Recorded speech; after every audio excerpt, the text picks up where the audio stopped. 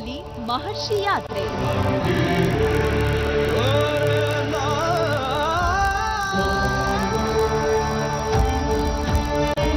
ಅಪಾರ ಜನಸ್ತೋಮದ ನಡುವೆ ಮಹರ್ಷಿ ಸಾಂತ್ವನ. ನಮ್ಮೂರ ಕಾಯೋದೊರೆಯೇ ನಿನಗೆ ಎನ್ನಿಂತ ಮಮಕಾರ, ಕಣ್ಣೀರ ಒರೆಸೋ ಪ್ರಭುವೇ ನಿನಗೆ ಆದ್ಯಾವ್ರೆ ಜೊತೆಗಾರ. ಸಾವಿರ ಜನ್ಮ ಬಂದಾಗೂ ಸಾಕುವ ನಾಯಕ ನೀನಾಗೂ. ಮಹರ್ಷಿ ಯಾತ್ರೆ ಇದೇ ಭಾನುವಾರ ಬೆಳಗ್ಗೆ 11 ಗಂಟೆಗೆ.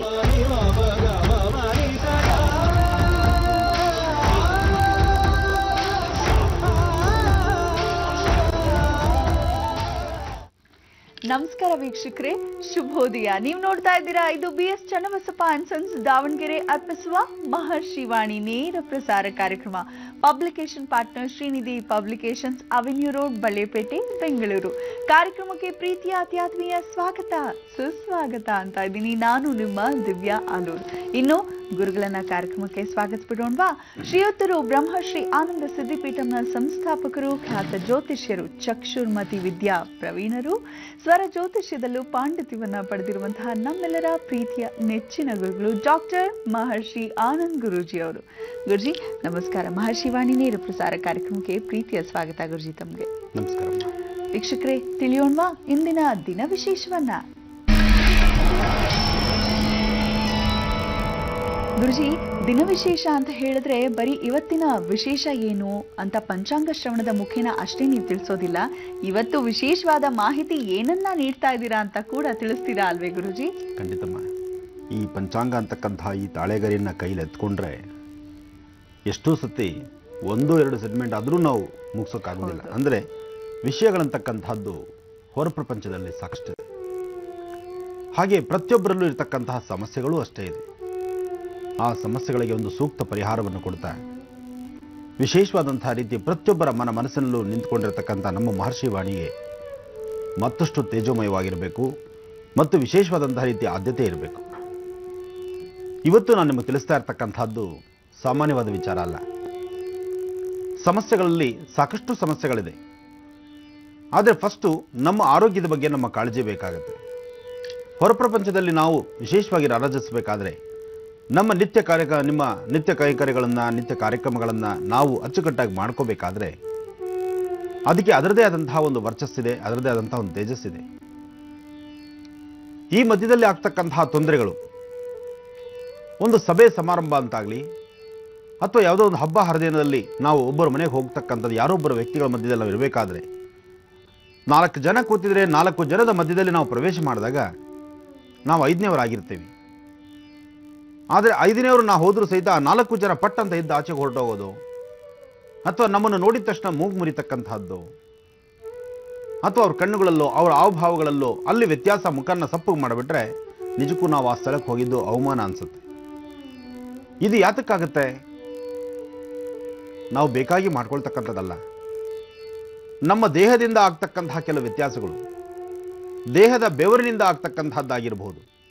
ನಮ್ಮ ದೇಹದಿಂದ ಬರ್ತಕ್ಕಂತಹ ಬೆವರಿನ ದುರ್ಗಂಧದಿಂದ ನಮ್ಮನ್ನು ನೋಡ್ತಕ್ಕಂಥ ರೀತಿ ನಾವು ಸಭೆಯಲ್ಲಿ ಪ್ರವೇಶ ಮಾಡಿದ್ರೆ, ಅಥವಾ ಯಾವುದಾದ್ರು ಒಂದು 4-6 ಜನ ಇದ್ದರೆ, ಒಂದು ಸ್ನೇಹಿತರೇ ಆಗಿರ್ಬೋದು, ಅಣ್ಣ ತಮ್ಮಂದಿರಾಗಿರ್ಬೋದು, ಅಕ್ಕ ತಂಗಿ ಇರ್ಬೋದಾಗಿರ್ಬೋದು, ಗಂಡ ಹೆಂಡತಿಯರ ಮಧ್ಯದಲ್ಲಿರ್ತಕ್ಕಂಥ ಸಮಸ್ಯೆಗಳಾಗಿರ್ಬೋದು. ಈ ಬೆವರಿನ ಸಮಸ್ಯೆ ಸಾಮಾನ್ಯದ್ದಲ್ಲ. ಆದರೆ ಇದು ಯಾತಕ್ಕೆ ಮನುಷ್ಯನಿಗೆ ಅಷ್ಟು ಕಾಡಿಸುತ್ತೆ? ದುಡಿತಕ್ಕಂಥವನಿಗೆ ಬೆಳಗ್ಗಿನಿಂದ ಸಂಜೆವರೆಗೂ ಕಷ್ಟ ಬೀಳ್ತಕ್ಕಂಥವನಿಗೆ ಬರ್ತಕ್ಕಂಥ ಬೆವರಿನಂಶ ಬೇರೆ, ಅದು ಮೈ ಹಗುರ ಮಾಡ್ತಕ್ಕಂಥದ್ದು. ಕೆಲವರು ಸುಮ್ಮನೆ ಮೈ ಒದ್ದೆ ಮಾಡ್ಕೊಳ್ತಾ ಇರ್ತಾರೆ. ಇನ್ನಷ್ಟು ಜನಕ್ಕೆ ಕೈಕಾಲುಗಳಲ್ಲಿ ನೀರು ಯಥೇಚ್ಛವಾಗಿ ಕಾವೇರಿ ನದಿ ಹರಿದಾಗಿ ಹರಿತಾ ಇರುತ್ತೆ, ತುಂಬಾ ಹಿಂಸೆ ಪಡ್ತಾರೆ. ಹೌದು, ಈ ತರ ಇರುತ್ತೆ. ಇನ್ನು ಸ್ವಲ್ಪ ಜನಕ್ಕೆ ಸಣ್ಣದಾಗ ಒಂದಿಷ್ಟು ಖಾರ ತಿನ್ಬಿಟ್ರೆ ತಲೆ ಬುರುಡೆಯೊಳಗೆಲ್ಲ ನೀರು ಕಿತ್ಕೊಂಡ್ಬಿಡುತ್ತೆ, ಅದು ಬೇರೆ. ಇಂತಹ ಪರಿಸ್ಥಿತಿನಲ್ಲಿ ಆ ಬೆವರನ್ನ ದೂರ ಮಾಡ್ಕೊಳ್ತಕ್ಕಂಥದ್ದು, ಅದು ಮಾಡ್ಲಿಕ್ಕಾಗತ್ತಾ? ಅದಾಗುವುದಿಲ್ಲ, ಮಾಡಲೂಬಾರ್ದು. ಅತಿಯಾದಂತಹ ರೀತಿ ಬೆವರ್ತಕ್ಕಂಥದ್ದು ಒಂದು ತರಹ ಆರೋಗ್ಯವೇ. ಆದರೆ ಇದ್ದಕ್ಕಿದ್ದಂಗೆ ಬೆವರಿದ್ರೆ ಅದು BP ಡೌನ್ ಆಗ್ತಕ್ಕಂಥದ್ದು, ಅಧಿಕವಾದಂತಹ BP ಆಗುವಂಥದ್ದು ಎರಡೂ ಕಡೆ ಬರ್ತಕ್ಕಂಥದ್ದು ಇರುತ್ತೆ.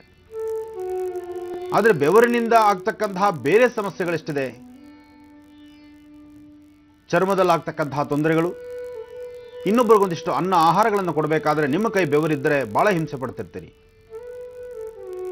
ಅದರಲ್ಲಿ ನಿಮ್ಮ ಕೈ ಬೆವರಿದೆ ಅಂತ ಗೊತ್ತಾದರೆ ಇನ್ನೊಬ್ರು ಅನ್ನ ಆಹಾರ ತೆಗೆದುಕೊಳ್ಳೋಕ್ಕೂ ಹಿಂಸೆ ಪಡ್ತಿರ್ತಾರೆ. ಒಂದು ಲೋಟ ಕಾಫಿ ಕೊಡ್ತೀರಿ, ಆ ಕಾಫಿ ಕೊಟ್ಟಂತಹ ಆ ಸ್ಥಳ ಒಂದು 2 ಬೆರಳುಗಳನ್ನು ಹಿಡಿದು ಕಾಫಿ ಕೊಟ್ಟರು ಆ 2 ಬೆರಳು ಆ ಬೆವರಿನ ಅಂಶದಲ್ಲಿರುತ್ತೆ. ಆಗ ಬಹಳ ಹಿಂಸೆ ಅನಿಸುತ್ತೆ. ಇನ್ನಷ್ಟು ಜನ ಬೆಳಗಿನಿಂದ ಸಂಜೆವರೆಗೂ ತನ್ನ ಹೊಟ್ಟೆಪಾಡಿಗಾಗಿ ಕೆಲಸಗಳನ್ನು ಮಾಡಬೇಕಾದಂಥ ಪ್ರಸಂಗದಲ್ಲಿ ಆಫೀಸುಗಳಲ್ಲಿ ಕೆಲಸಕ್ಕಾಗಿ ಹೊರಟಿರ್ತೀರಿ, ಅಲ್ಲಿ ಕೈ ಇಟ್ಟರೆ ಅಲ್ಲಿ ಬೆವರಿನ ಅಂಶ. ಬರೀ ಬೆವರು ಬಂದರೆ ಅದು ನಿಮಗೆ ತೊಂದರೆ ಕೊಡೋದಿಲ್ಲ. ಆ ಬೆವರು ದುರ್ಗಂಧವಾಗಿ ಮಾರ್ಪಟ್ರೆ, ಅಥವಾ ಆ ಬೆವರು ಕೈಯಿನ ಬೆರಳುಗಳ ಮಧ್ಯದಲ್ಲೋ, ಕಾಲು ಬೆರಳು ಸಂಧಿಗಳಲ್ಲೋ, ಅಥವಾ ಕಂಕಳ ಹತ್ರನೋ, ಮೊಣಕಾಲ ಹತ್ರನೋ, ಅಥವಾ ಕೆಲವು ಮರ್ಮಾಂಗ ಬಾಧೆಗಳಲ್ಲಿರ್ತಕ್ಕಂಥ ಸ್ಥಳಗಳಲ್ಲೋ, ಅಂತಹ ಕಡೆ ಈ ಸಮಸ್ಯೆ ಜಾಸ್ತಿ ಆದರೆ ನವೆ ಪ್ರಾರಂಭ ಆಗುತ್ತೆ. ನವೆಯಿಂದ ಸಣ್ಣ ಸಣ್ಣ ಗುಳ್ಳೆಗಳು ಪ್ರಾರಂಭ ಆಗುತ್ತೆ. ಆ ಸಾಸಿವೆ ತರಹ ಇರತಕ್ಕಂಥ ಗುಳ್ಳೆಗಳು ಹೊಡೆದು ಕಿವು ಬರ್ತಕ್ಕಂಥದ್ದಾಗುತ್ತೆ. ಅದರಿಂದ ಮತ್ತಷ್ಟು ರಣ ಆಗುತ್ತೆ. ಫಸ್ಟು ನಮ್ಮ ಆರೋಗ್ಯ ಸರಿಪಡಿಸ್ಕೋಬೇಕು, ನಾವು ಚೆನ್ನಾಗಿರಬೇಕು. ಅದಕ್ಕೋಸ್ಕರ ಹೇಳೋದು, ಹಿಂದೆ ದೊಡ್ಡವರು ಹೇಳ್ತಿದ್ರು ಸ್ನಾನ ಮಾಡಬೇಕಾದ್ರೆ ಕೆಲವು ನಿಯಮಗಳಿದೆ ಅಂತ. ಆ ನಿಯಮಗಳನ್ನ ಯಾರು ಫಾಲೋಅಪ್ ಮಾಡ್ತಾರೆ? ಮನೆ ಮುಂದೆ ಒಂದು ಬೇವಿನ ಮರ, ಒಂದು ನೀಲಗಿರಿ ಮರ ಇರ್ತಿದ್ದು. ಹಿಂದೆ ಹಳ್ಳಿಗಳ ಕಡೆ ಹೋದರೆ ಇವತ್ತಿಗೂ ಅಷ್ಟೇ ಮನೆ ಹತ್ರ ಒಂದು ನೀಲಗಿರಿ ಮರ, ಒಂದು ಬೇವಿನ ಮರ ಹಾಕಿರ್ತಾರೆ. ಅದರ ಗಾಳಿನಲ್ಲೇ ಅರ್ಧ ನಮ್ಮ ಆರೋಗ್ಯ ಗುಣ ಆಗುತ್ತಂತೆ. ಬಟ್ ಇವತ್ತಿನ ಸಹ ಬೇವೂ ಇಲ್ಲ, ನೀಲಗಿರಿ ಮರವೂ ಇಲ್ಲ. ಯಾಕೆಂದರೆ ಪ್ರತಿಯೊಬ್ಬರ ಮನೆ ಮುಂದೆನೂ ಸಿಮೆಂಟ್ ಕಾಂಕ್ರೀಟ್ ಇದೆ. ಅದಕ್ಕೆ ಇವತ್ತಿನ ಸಹ ಸಾಕಷ್ಟು ಜನ ಸರ್ಕಾರದಲ್ಲೂ ಸಹಿತ ಮನೆಗೆ ಒಂದೊಂದು ಹಳ್ಳಗಳನ್ನು ಮಾಡಿರಿ, ಮನೆ ಹತ್ರ ಮಳೆ ನೀರು ಬಂದರೆ ಆ ಹಳ್ಳದಲ್ಲಿರಲಿ, ಅಲ್ಲಿಂದ ನೀರು ಭೂಮಿಗೆ ಇಳಿಲಿ ಅಂತ ಹೇಳ್ತಾರೆ. ಯಾಕೆಂದರೆ ಎಲ್ಲ ಕಡೆ ಸಿಮೆಂಟ್ಮಯ.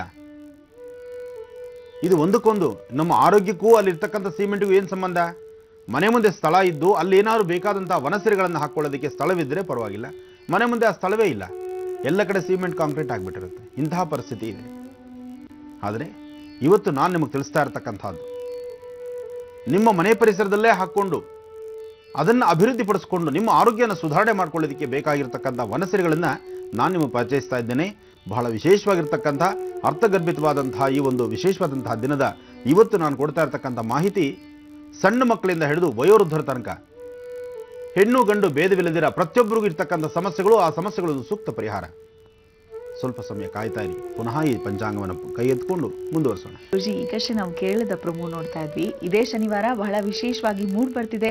ಜೊತೆಗೆ ನೀವು ಹೇಳಿದ್ರಿ, ಒಂದು ಅನುಷ್ಠಾನವನ್ನ ತಿಳಿಸ್ಕೊಡ್ತೇನೆ.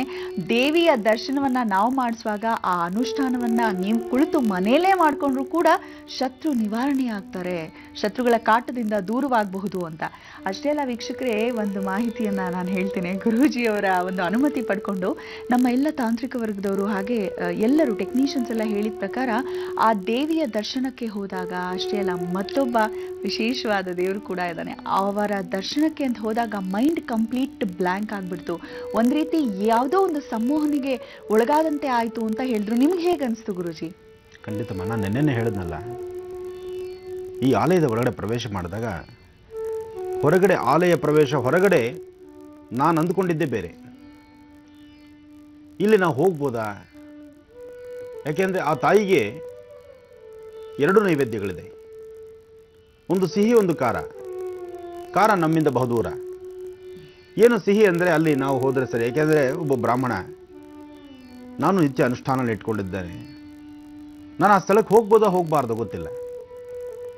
ಆದರೆ ತಾಯಿಯ ಮುಂದೆ ಅವಳು ಎರಡೂ ಬೇಕು ಅಂತಕ್ಕಂಥದ್ದು, ಒಳ್ಳೆಯದು ಕೆಟ್ಟದ್ದು ಎರಡು ಇಟ್ಟಿದ್ದಾಳೆ. ಅದರಲ್ಲೂ ಅದು ಆಹಾರ ಪದ್ಧತಿಗಳಲ್ಲಿದೆ. ಆದರೆ ಆ ತಾಯಿಗೆ ನೈವೇದ್ಯ ಮಾಡ್ತಕ್ಕಂತಹ ರೀತಿಯೂ ಅಷ್ಟೇ ವಿಶೇಷವಾಗಿದೆ. ಅಂಥ ಸ್ಥಳದಲ್ಲಿ ಒಳಗೆ ಹೋಗೋದು ಹೇಗಪ್ಪ ಅಂತ ನನಗೂ ಒಂದು ಮನಸ್ಸಿಗಿತ್ತು. ಆದರೂ ಆ ತಾಯಿನ ನೋಡಲೇಬೇಕು ಅನ್ನೋ ಆಸೆ. ನನ್ನ ಭಕ್ತಿಯಲ್ಲಿ ನಾನು ಹೋಗೋಣ, ನಡೆದಿದ್ದು ಮುಂದೆ ಹೇಗಾರ ಇರಲಿ. ಅಕಸ್ಮಾತ್ ಒಳಗೆ ಹೋದಾಗ ಅಲ್ಲಿರ್ತಕ್ಕಂಥ ಋತ್ವಿಕರು ಅರ್ಚಕರು ಪ್ರಸಾದವಾಗಿ ಏನಾದ್ರು ಕೊಟ್ಟುಬಿಟ್ರೆ ಅದು ಭಯ. ಕೊಟ್ಟಂಥ ಪ್ರಸಾದವನ್ನು ತಲೆ ಬಿಡೋಂಗಿಲ್ಲ, ಹಾಗಂತ ನೋಡ್ಬಿಟ್ಟೋಂಗಿಲ್ಲ. ಏನೇ ಇರಲಿ, ಅದೇನಾದ್ರು ಶಾಪು ಇರುತ್ತೋ ಅಥವಾ ಲಾಭವೂ ಆಗುತ್ತೋ, ಬಂದಿದ್ದೇನೇನ ಬರಲಿ, ಎಲ್ಲವೂ ಸಹಿತ ವೆಂಕಟೇಶ್ವರನ ದಯ ಒಂದಿರಲಿ ಅಂತೇಳಿ ನಾನು ಧೈರ್ಯವಾಗಿ ಹೊರಟೆ. ಆದರೆ ಪ್ರಸಾದದ ಸಿಸ್ಟಮ್ ಏನಿದೆ, ಪ್ರಸಾದ ಕೊಡ್ತಕ್ಕಂಥ ರೀತಿ ಏನಿದೆ, ಅದು ಬಹಳ ವಿಭಿನ್ನವಾಗಿದೆ. ಯಾರಿಗೆ ಯಾವ ಪ್ರಸಾದ ಅದನ್ನು ಕೇಳಿಕೊಂಡೇ ಪ್ರಸಾದವನ್ನು ಕೊಡ್ತಾರೆ. ಹಾಗೆ ಎಲ್ಲರಿಗೂ ಪ್ರಸಾದ ಕೊಡುವಂಥ ಪದ್ಧತಿ ಅಲ್ಲಿಲ್ಲ. ಎಲ್ಲರಿಗೂ ಸಾರ್ವತ್ರಿಕವಾಗಿ ಕೊಡ್ತಕ್ಕಂಥ ಪ್ರಸಾದ ಏನಪ್ಪ ಅಂದರೆ ಒಂದು ಪಾಯಸ. ಪಾಯಸ ನೈವೇದ್ಯ ಮಾಡ್ತಾರೆ ತಾಯಿಗೆ. ಆ ನೈವೇದ್ಯವಾದಂತಹದ್ದು ಎರಡೇ ದ್ವಿಕಾಲದಲ್ಲಿ ಅನುಷ್ಠಾನ ತಾಯಿಗೆ ನಡೆಸುವಂಥದ್ದು. ಆದರೂ ಆ ತಾಯಿನ ಒಂದು ಸೆಕೆಂಡ್ ಅವಳು ಮುಂದೆ ನಿಂತರೆ ನಾವು ಏನು ಕೇಳ್ಕೋಬೇಕೋ ಖಂಡಿತ ಕೇಳಲಿಕ್ಕಾಗಲ್ಲ. ಇದನ್ನು ಯಾರಾದರೂ ಪರೀಕ್ಷೆ ಮಾಡಿ ನೋಡಿ. ಆ ತಾಯಿಯ ಮುಂದೆ ನಿಂತಾಗ ನೀವೇನಾದರೂ ಹೊರಗಡೆಯಿಂದ ಹೋಗ್ತಾ ನನಗೆ ಅವ್ರ ಶತ್ರುಗಳಿದ್ದಾರೆ, ಇವ್ರ ಶತ್ರುಗಳಿದ್ದಾರೆ, ಅವ್ರ ತಲೆ ಹೋಗಬೇಕು, ಇವ್ರ ತಲೆ ಹೋಗಬೇಕು, ಅಥವಾ ನನಗೆ ಇಂಥ ತೊಂದರೆ ಇದೆ, ನಾನು ತುಂಬ ದೂರದಿಂದ ಬಂದಿದ್ದೀನಿ, ಬಹಳ ಖರ್ಚು ಮಾಡಿ ಬಂದಿದ್ದೀನಿ, ನಿನ್ನ ಚಿನ್ನದ ಗೋಪುರ ಕಟ್ಟಿಸ್ತೀನಿ, ಅಥವಾ ನಿನ್ನ ಸನ್ನಿಧಿಗೆ ಒಂದು ಆನೆ ಬಿಡ್ತೀನಿ, ಏನೆಲ್ಲ ಅಂದ್ಕೊಂಡ್ರು ಒಳಗೆ ಹೋದರೆ ನೀವು ಮೂರ್ಖರಾಗಿಬಿಡ್ತೀರಿ. ಒಳಗೆ ಹೋದರೆ ನೀವು ಮೂಗ್ರೆ, ಮಾತೇ ಬರಲ್ಲ ನಿಮಗೆ. ಹಾಗೆ ನಿಮ್ಮ ಅಪೇಕ್ಷೆಗಳನ್ನು ಸಹಿತ ಅಲ್ಲೇನು ಮಾತಾಡೋಂಗಿಲ್ಲ, ಅಲ್ಲಿ ಕೇಳೋಂಗೇ ಇಲ್ಲ, ಕೇಳೋದಕ್ಕೆ ಮನಸ್ಸೇ ಕೊಡಲ್ಲ ಅವಳು. ಆ ತಾಯಿನ ಕಣ್ತುಂಬ ನೋಡ್ತಕ್ಕಂಥದ್ದು, ನೋಡಿದ ಮರುಕ್ಷಣ ನೀವು ಪಕ್ಕದಲ್ಲಿ ಇರ್ತೀರಿ, ನೀವು ಜಾಗನೇ ಬದಲಾಯಿಸ್ಬಿಟ್ಟಿರ್ತೀರಿ. ಅದೇನು ಪವಾಡ, ಅದೇನು ಶಕ್ತಿ, ಅದೇನು ಶಕ್ತಿ ಅಡಗಿದೆಯೋ ಆ ತಾಯಿ ನಿನ್ನಲ್ಲಿ ಅಂತ ಹೇಳಿ ಆ ತಾಯಿ ಪಾದಗಳನ್ನು ನೋಡಿ ಒಂದು ಸೆಕೆಂಡ್ ನೋಡಿರೋ ಪುನಃ ಆಚೆ ಬಂದರೆ ದೇವಿ ಹೇಗಿದ್ದಾಳೆ ಒಂದು ಪ್ರಶ್ನೆ ನಮ್ಮನ್ನೇ ಕಾಣಿಸುತ್ತೆ. ಅಂದ್ರೆ ಮರೆತು ಬಿಡುತ್ತೆ. ಆ ದೇವಿಯ ಚಿತ್ರ ಕಣ್ಗಳಲ್ಲಿ ನಾವು ಏನು ತುಂಬಿಕೊಂಡಿರ್ತೀವಿ, ಆ ದೇವಿಯ ವಿಗ್ರಹವನ್ನು ನೋಡಿದ ತಕ್ಷಣ ಪುನಃ ತಾಯಿ ಹೇಗಿದ್ದಾಳೆ. ಯಾಕೆಂದರೆ ಒಂಥರ ಕಾಡುಗತ್ಲು, ಒಳಗಡೆ ಪೂರ್ತಿ ಗರ್ಭಗುಡಿ ಕತ್ಲು, ತುಪ್ಪದ ದೀಪದಲ್ಲಿ ನೋಡ್ತಕ್ಕಂಥದ್ದು. ಒಂದು ಸತಿ, ಎರಡು ಸತಿ, ಮೂರು ಸತಿ ನೀವು ಆ ಲೈನಲ್ಲಿ ಪ್ರದಕ್ಷಿಣೆ ಮಾಡಿ ದೇವಿನ ದರ್ಶನ ಮಾಡಿದ್ರೆ ಅಮ್ಮನವ್ರು ಹೀಗಿದ್ದಾರೆ, ಆ ತಾಯಿ ಹೀಗಿದ್ದಾಳೆ ಅಂತ ಕಾಣಿಸುತ್ತೆ.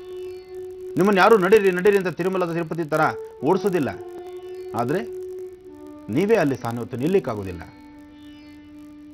ಆದರೆ ಹೊರಗೆ ಬಂದ ತಕ್ಷಣ ಪುನಃ ತಾಯಿ ನೋಡಬೇಕು ಅನ್ಸುತ್ತೆ. ಪುನಃ ಒಂದು ಪ್ರದಕ್ಷಿಣೆ ಬಂದು ಪುನಃ ಒಂದು ಸತಿ ತಾಯಿ ನೋಡ್ತೀವಿ. ಹೇಳ್ತಾ ಹೋದರೆ ಈ ಎಪಿಸೋಡ್ ಪೂರ್ತಿ ತಾಯಿಗೆ ಆಗುತ್ತೆ. ಆದರೆ ಇವತ್ತು ಪ್ರತಿಯೊಬ್ಬರಲ್ಲೂ ಇರ್ತಕ್ಕಂಥ ಸಮಸ್ಯೆಗೊಂದು ಪರಿಹಾರ ಬೇಕಿದೆ, ತಿಳಿಸೋಣ. ಸಾಧ್ಯವಾದರೆ ನಮ್ಮ ಕಾರ್ಯಕ್ರಮ 1.5 ಗಂಟೆ ಇರೋದನ್ನು ಇನ್ನೊಂದು 1.5 ಗಂಟೆ ಮುಂದಕ್ಕೆ ತಳ್ಳಿ 3 ಗಂಟೆ ಮಾಡಿಬಿಟ್ರು ನಡೆಯುತ್ತೆ.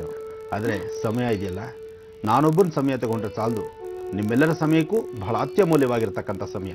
ಎಲ್ಲೂ ವೇಸ್ಟ್ ಮಾಡೋದು ಬೇಡ. ಬನ್ನಿ ಪಂಚಾಂಗ ಶ್ರವಣ ನೋಡೋಣ, ರಾಶಿಫಲ ತಿಳ್ಕೊಳ್ಳೋಣ. ನಂತರ ಇನ್ನಷ್ಟು ಸಾಕಷ್ಟು ಮಾಹಿತಿಗಳಿದೆ. ಹಾಗೆ ಈ ತಾಯಿಯ ಸಾನ್ನಿಧ್ಯದಲ್ಲಿ ತಾಯಿನ ದರ್ಶನ ಮಾಡ್ತಾ, ದರ್ಶನ ಅಂದ್ರೇನು, ಅಮ್ಮನವರ ಉತ್ಸವ ಮೂರ್ತಿ ಗರ್ಭಗುಡಿಯಿಂದ ಹೊರಗಡೆ ಬಂದು ಒಂದು ಸ್ಥಳದಿಂದ ಮತ್ತೊಂದು ಸ್ಥಳಕ್ಕೆ ಬಂದು ಅಲ್ಲಿ ಸ್ನಾನಕ್ಕೆ ಬರ್ತಾಳೆ ಅಲ್ಲಿರ್ತಕ್ಕಂಥ ದೇವಿ, ಇಲ್ಲಿರ್ತಕ್ಕಂಥ ಶಿವ, ಅಲ್ಲಿರ್ತಕ್ಕಂತಹ ಗರ್ಭಗುಡಿ ಸುಮಾರು ಮಧ್ಯದಲ್ಲಿ 2-3 ಕಿಲೋಮೀಟರ್ ಅಷ್ಟು ದೂರ. ಇಲ್ಲಿರ್ತಕ್ಕಂಥ ಒಂದು ಪವಿತ್ರ ಪುಣ್ಯಕ್ಷೇತ್ರದಲ್ಲಿರ್ತಕ್ಕಂಥ ಒಂದು ಸಣ್ಣದಾದಂಥ ಒಂದು ಕೊಳ, ಆ ಕೊಳಕ್ಕೆ ತಾಯಿ ಗರ್ಭಗುಡಿಯಿಂದ ದೇವಿ ಇಲ್ಲಿಗೆ ಸ್ನಾನಕ್ಕೆ ಬರ್ತಾಳೆ. ಆ ಸ್ನಾನಕ್ಕೆ ಬರ್ತಕ್ಕಂತಹ ಒಂದು ವೈಖರಿನೇ ಬಹಳ ವಿಶೇಷ. ಅದು ವರ್ಷಕ್ಕೆ 2 ದಿವಸ ಮಾತ್ರ ಇಲ್ಲಿ ಸ್ನಾನಕ್ಕೆ ಬರ್ತಕ್ಕಂಥ ರೀತಿ ನೀತಿ ಇದೆ. ಆ ದೃಶ್ಯಗಳನ್ನು ನೋಡೋಣ. ಈ ದೃಶ್ಯಗಳನ್ನೆಲ್ಲ ಸೆರೆ ಹಾಕಿ ಅದನ್ನು ಕಲೆ ಹಾಕಿ ನಿಮಗೆ ತರಬೇಕಾದ್ರೆ ಖಂಡಿತ ಸಾಕಷ್ಟು ಸಾಧನೆ.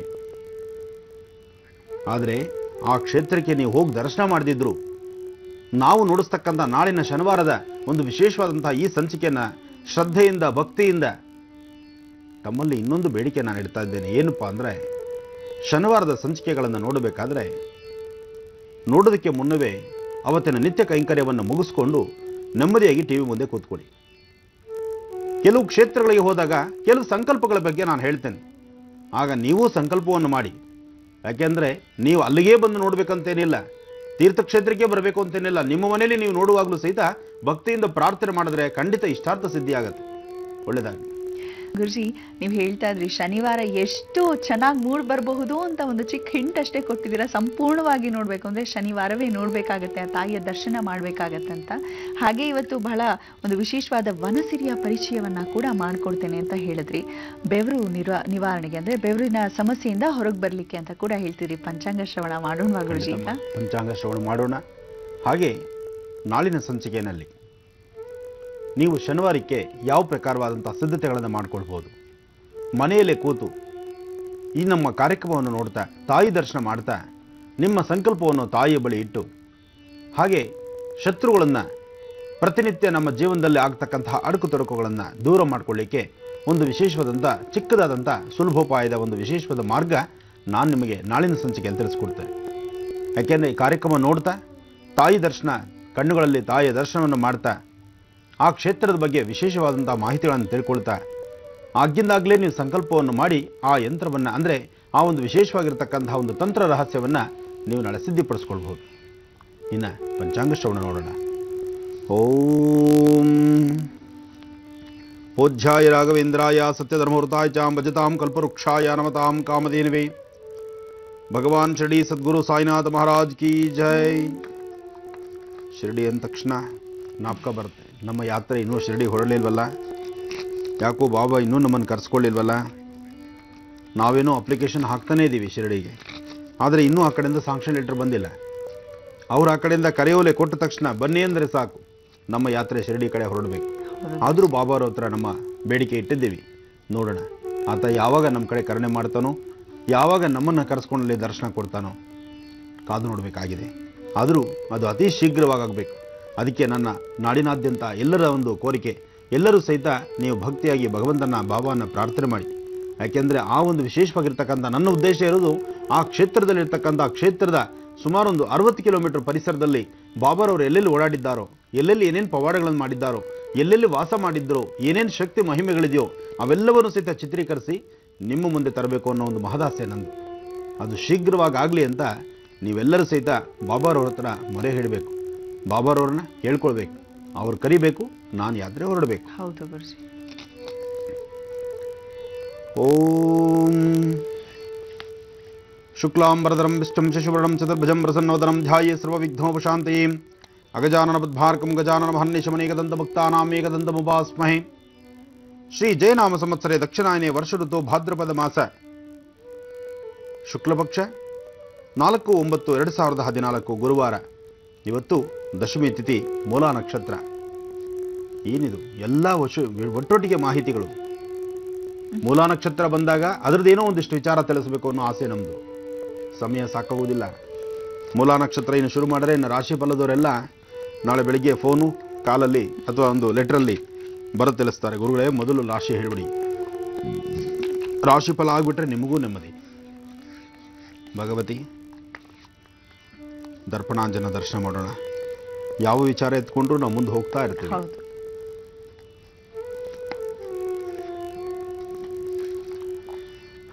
ಭಗವತಿ ಶ್ರೀರಾಜರಾಜೇಶ್ವರಿ ಅಂಬಾ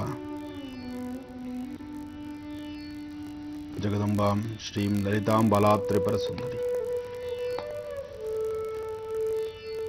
ಓಂ ನಮಃ ಶಿವಾಯ, ಓಂ ನಮಃ ಶಿವಾಯ, ಓಂ ನಮಃ ಶಿವಾಯ. ಭಗವತಿ ಅಮ್ಮ. ಗುರುಜಿ, ನಾವೆಲ್ಲರೂ ಕಾಯ್ತಿರೋ ಹಾಗೆ ದಿನ ಭವಿಷ್ಯದ ಕುರಿತಾಗಿ ತಿಳಿಸ್ಕೊಟ್ಬಿಡಿ ಗುರುಜಿ. ಖಂಡಿತಮ್ಮ.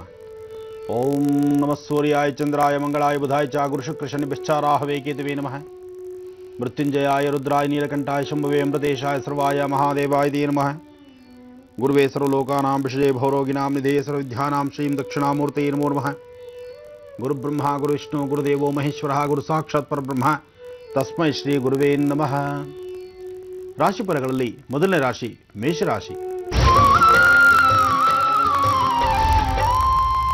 ಮೇಷರಾಶಿಯಲ್ಲಿರ್ತಕ್ಕಂಥವ್ರು ರಾಶಿ ನಕ್ಷತ್ರಚಾರ ಪ್ರಕಾರ ಕೆಲಸ ಕಾರ್ಯಗಳಲ್ಲಿ, ಓದಿನಲ್ಲಿ ಮತ್ತು ನೀವು ಮಾಡ್ತಕ್ಕಂತಹ ಯಾವುದೇ ಉದ್ಯೋಗದಲ್ಲಿದ್ದರೂ, ಏನೇ ಕೆಲಸ ಮಾಡಬೇಕು ಅಂದ್ಕೊಂಡ್ರು ಅದನ್ನು ಪರಿಪೂರ್ತಿ ಮಾಡೋಕ್ಕಾಗದಿರ ಸಾಕಷ್ಟು ಸಮಸ್ಯೆ ನೋಡ್ತೀರಿ.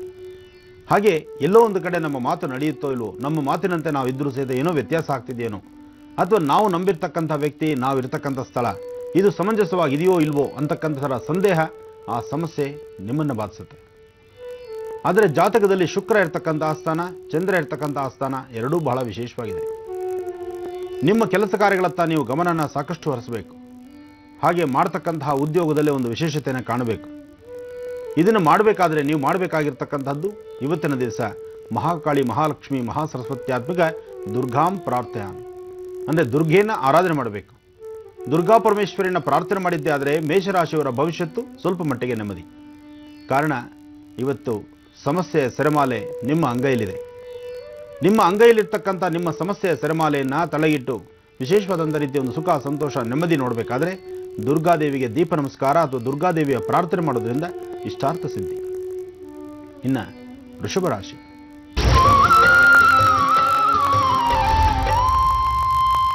ವೃಷಭ ರಾಶಿಯಲ್ಲಿರ್ತಕ್ಕಂಥವರಿಗೆ ರಾಶಿ ನಕ್ಷತ್ರಚಾರ ಪ್ರಕಾರ ಇವತ್ತು ಪ್ರಯಾಣದ ಬಗ್ಗೆ ಬಹಳ ಚಿಂತನೆ ಮಾಡ್ತಿರ್ತೀರಿ. ಹಾಗೆ ಕೆಲಸ ಕಾರ್ಯಗಳಲ್ಲಿ ಸಾಕಷ್ಟು ಯಶಸ್ಸನ್ನು ಕಾಣ್ತಾ ಇದ್ದೀರಿ. ನೀವು ಯಾವುದು ಮಾಡಬೇಕಾದ್ರೂ, ಯಾವುದೇ ಕೆಲಸ ಅಂದುಕೊಂಡ್ರು, ಯಾವುದು ಸರಿಯೋ ಯಾವುದು ತಪ್ಪೋ, ಆ ತಪ್ಪು ಸರಿಯ ಮಧ್ಯದಲ್ಲೇ ಬಹಳಷ್ಟು ವಿಶೇಷವಾದಂಥ ರೀತಿ ನಿಮ್ಮ ಕೆಲಸ ಕಾರ್ಯಗಳನ್ನು ನೋಡ್ತೀರಿ. ಹಾಗೆ ಆರ್ಥಿಕ ಪರಿಸ್ಥಿತಿಯಲ್ಲಿನೋ ಬಹಳ ಮುನ್ನಡೆ ಇದ್ದೀರಿ. ಆದರೆ ಭೂಮಿಗೆ ಸಂಬಂಧಪಟ್ಟ ವಿಚಾರದಲ್ಲಿ ಬಹಳ ಹಿನ್ನಡೆ ಇದ್ದೀರಿ. ಯಾವ ಕೆಲಸ ಮಾಡಬೇಕಾದ್ರೂ ಭೂಮಿಗೆ ಸಂಬಂಧಪಟ್ಟಂತಹ ನಿಮ್ಮ ಕೆಲಸಗಳಿದ್ದರೆ ಸ್ವಲ್ಪ ಜೋಪಾನ. ಜೊತೆಗೆ ಯಾರೊಬ್ಬರೊಂದಿಗೆ ಮಾತಾಡಬೇಕಾದ್ರೂ ನಿಮ್ಮ ಮಾತಿನ ಕೆಲವು ಕ್ಷಣಗಳು ಕೆಲವು ಸಮಸ್ಯೆಗಳು ಜಾಸ್ತಿ ಆಗುವಂಥದ್ದಿದೆ. ಈ ಸಮಯ ಬಹಳ ಎಚ್ಚರಿಕೆ ಬೇಕು. ಜೋಪಾನ. ಇವತ್ತು ಅಂತಹ ಒಳ್ಳೆ ದಿನ ಅಲ್ಲ, ಆದರೆ ಆರ್ಥಿಕ ಪರಿಸ್ಥಿತಿ, ಮನಸ್ಸಿಗೊಂದು ಸಮಾಧಾನ, ನೆಮ್ಮದಿ ಇದೆ. ನೀವು ಅಂದುಕೊಂಡಿದ್ದನ್ನು ಸಾಧನೆ ಮಾಡ್ತಕ್ಕಂಥದ್ದಿದೆ. ಬಹಳಷ್ಟು ವಿಶೇಷವಾಗಿರ್ತಕ್ಕಂಥ ದಿನವೂ ಇದಾಗಿದೆ. ಇವತ್ತು ಲಕ್ಷ್ಮೀ ವೆಂಕಟೇಶ್ವರನ ಪ್ರಾರ್ಥನೆ ಮಾಡಿ ಇಷ್ಟಾರ್ಥಗಳನ್ನು ಸಿದ್ಧಿಸ್ಕೊಳ್ಳಿ. ಇನ್ನು ಮಿಥುನ ರಾಶಿ. ಮಿಥುನ ರಾಶಿಯಲ್ಲಿರ್ತಕ್ಕಂಥವರು ರಾಶಿಫಲದಲ್ಲಿ ಬುಧ ಚೆನ್ನಾಗಿದ್ದಾನೆ, ಹಾಗೆ ರಾಹು ಇರ್ತಕ್ಕಂಥ ಆಸ್ಥಾನವೂ ಚೆನ್ನಾಗಿದೆ. ಆರೋಗ್ಯದಲ್ಲಿ ಬಹಳ ಚೇತರಿಕೆ, ಹೊಸ ಹುಮ್ಮಸ್ಸಿನಿಂದ ಹೊಸದಾದ್ದೇನಾದ್ರು ಮಾಡೋಣ, ಹೊಸ ಪ್ರಯೋಗ ಮಾಡೋಣ, ಹೊಸದಾಗಿ ಮಾಡಿರ್ತಕ್ಕಂತಹ ಕೆಲಸಗಳಲ್ಲಿ ಲಾಭ ಕಾಣೋಣ, ಅಥವಾ ಯಾವುದಾದ್ರೂ ನೀವು ಮಾಡ್ತಾ ಇರ್ತಕ್ಕಂತಹ ಉದ್ಯೋಗದ ಜೊತೆಗೆ ಮತ್ತೊಂದು ಉದ್ಯೋಗವನ್ನು ಕೈ ಜೋಡಿಸಿ ವಿಶೇಷವಾದಂತಹ ರೀತಿ ಕೆಲವು ಆಸ್ಥಾನಗಳನ್ನು ಸಿದ್ಧಿಪಡಿಸ್ಕೊಳ್ಳೋಣ. ಒಟ್ಟಾರೆ ಮಿಥುನ ರಾಶಿಯವರ ಭವಿಷ್ಯತ್ತು ಬಹಳ ವಿಶೇಷವಾಗಿದೆ. ಆದರೆ ನೀವು ಮನೆಯಿಂದ ಆಚೆ ಹೊರಡುವಂಥ ಕಾಲದಲ್ಲಿ ಒಂದು ತಾಮ್ರದ ಚುಂಬಲ್ಲಿ ಅರ್ಧ ನೀರಿಟ್ಟು ಅದರಲ್ಲಿ ಒಂದು ಚಿಟಿಕೆ ಅರಿಶಿನ ಪುಡಿ ಹಾಕಿ ಆ ಅರಿಶಿಣದ ನೀರನ್ನ ಕಣ್ತುಂಬ ನೋಡ್ತಕ್ಕಂಥದ್ದು, ಯಾವುದಾದ್ರೂ ಒಂದು ಸ್ಥಳದಲ್ಲಿ ನಿಖರವಾದಂತಹ ಒಂದು ಸ್ಥಳದಲ್ಲಿ ಅದನ್ನಿಟ್ಟು ಅದನ್ನು ಸ್ಥಳ ಬದಲಾವಣೆ ಮಾಡದಂತೆ ಆ ಒಂದು ಮನಸ್ಥಿತಿ ಮನೆಯಲ್ಲಿರ್ತಕ್ಕಂಥವ್ರಿಗೆ ಹೇಳಿ ಸಂಜೆ ಪುನಃ ಬಂದು ಅದರೊಳಗಿರ್ತಕ್ಕಂಥ ಅರಿಶಿಣದ ನೀರನ್ನ ನೋಡಿ ತುಳಸಿ ಗಿಡಕ್ಕೆ ಹಾಕಿ. ಇವತ್ತು ಬರ್ತಕ್ಕಂಥ ದೋಷ ದೂರ ಆಗುತ್ತೆ, ಮನಸ್ಸಿಗೆ ಶಾಂತಿ ಸಿಗುತ್ತೆ. ಒಳ್ಳೆಯದಾಗಿ. ಈಗ ಸ್ವರ ಜ್ಯೋತಿಷ್ಯ ವಿಭಾಗ ಪ್ರಾರಂಭ ಮಾಡೋಣ.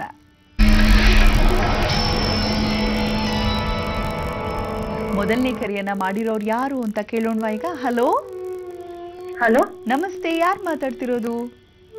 ನಾವು ಮಹಾರಾಷ್ಟ್ರದಿಂದ ನಂದುಶ್ರೀ ಅಂತ. ಮತ್ತೊಮ್ಮೆ ಹೇಳಿ. ನಂದುಶ್ರೀ. ಯಾರ ಬಗ್ಗೆ ಕೇಳ್ಬೇಕಿತ್ತು? ನನ್ ಬಗ್ಗೆ ಕೇಳ್ಬೇಕಾಗಿತ್ತು ಮೇಡಮ್. ಗುರೂಜಿ ಇದ್ದಾರೆ, ಮಾತಾಡಿಮ್ಮ. ಕೊಡಿ ಅಮ್ಮ. ಹಲೋ. ಹಲೋ, ನಮಸ್ಕಾರ ಗುರುಜಿ. ನಮಸ್ಕಾರ ತಾಯಿ, ಹೇಳಮ್ಮ.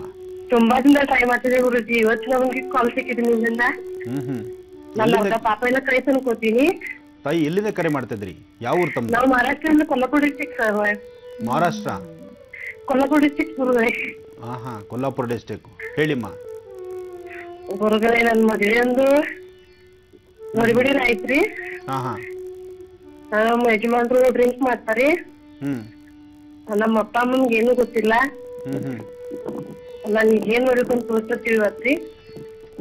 ಎಷ್ಟು ವರ್ಷ ಆಯ್ತು ಮದುವೆ ಆಗಿ? 2 ವರ್ಷ ಮುಗಿತ್ತು ಗುರುಗಳೇ.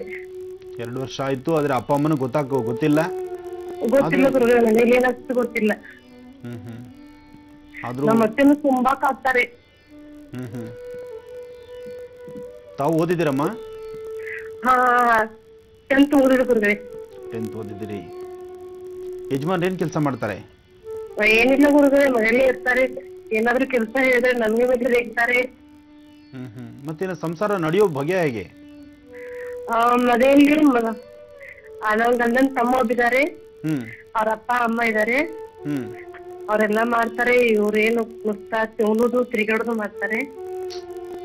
ಮತ್ತೆ ಹೀಗಿದ್ರೆ ನಿಮ್ ಸ್ವತಂತ್ರ ಹೇಗೆ? ನಿಮ್ ಜೀವನ ಹೇಗೆ? ಇಲ್ಲ ಗುರುಗಳೇ, ಮನೇಲಿ ಸುಖಾನುದೇ ಇಲ್ಲ.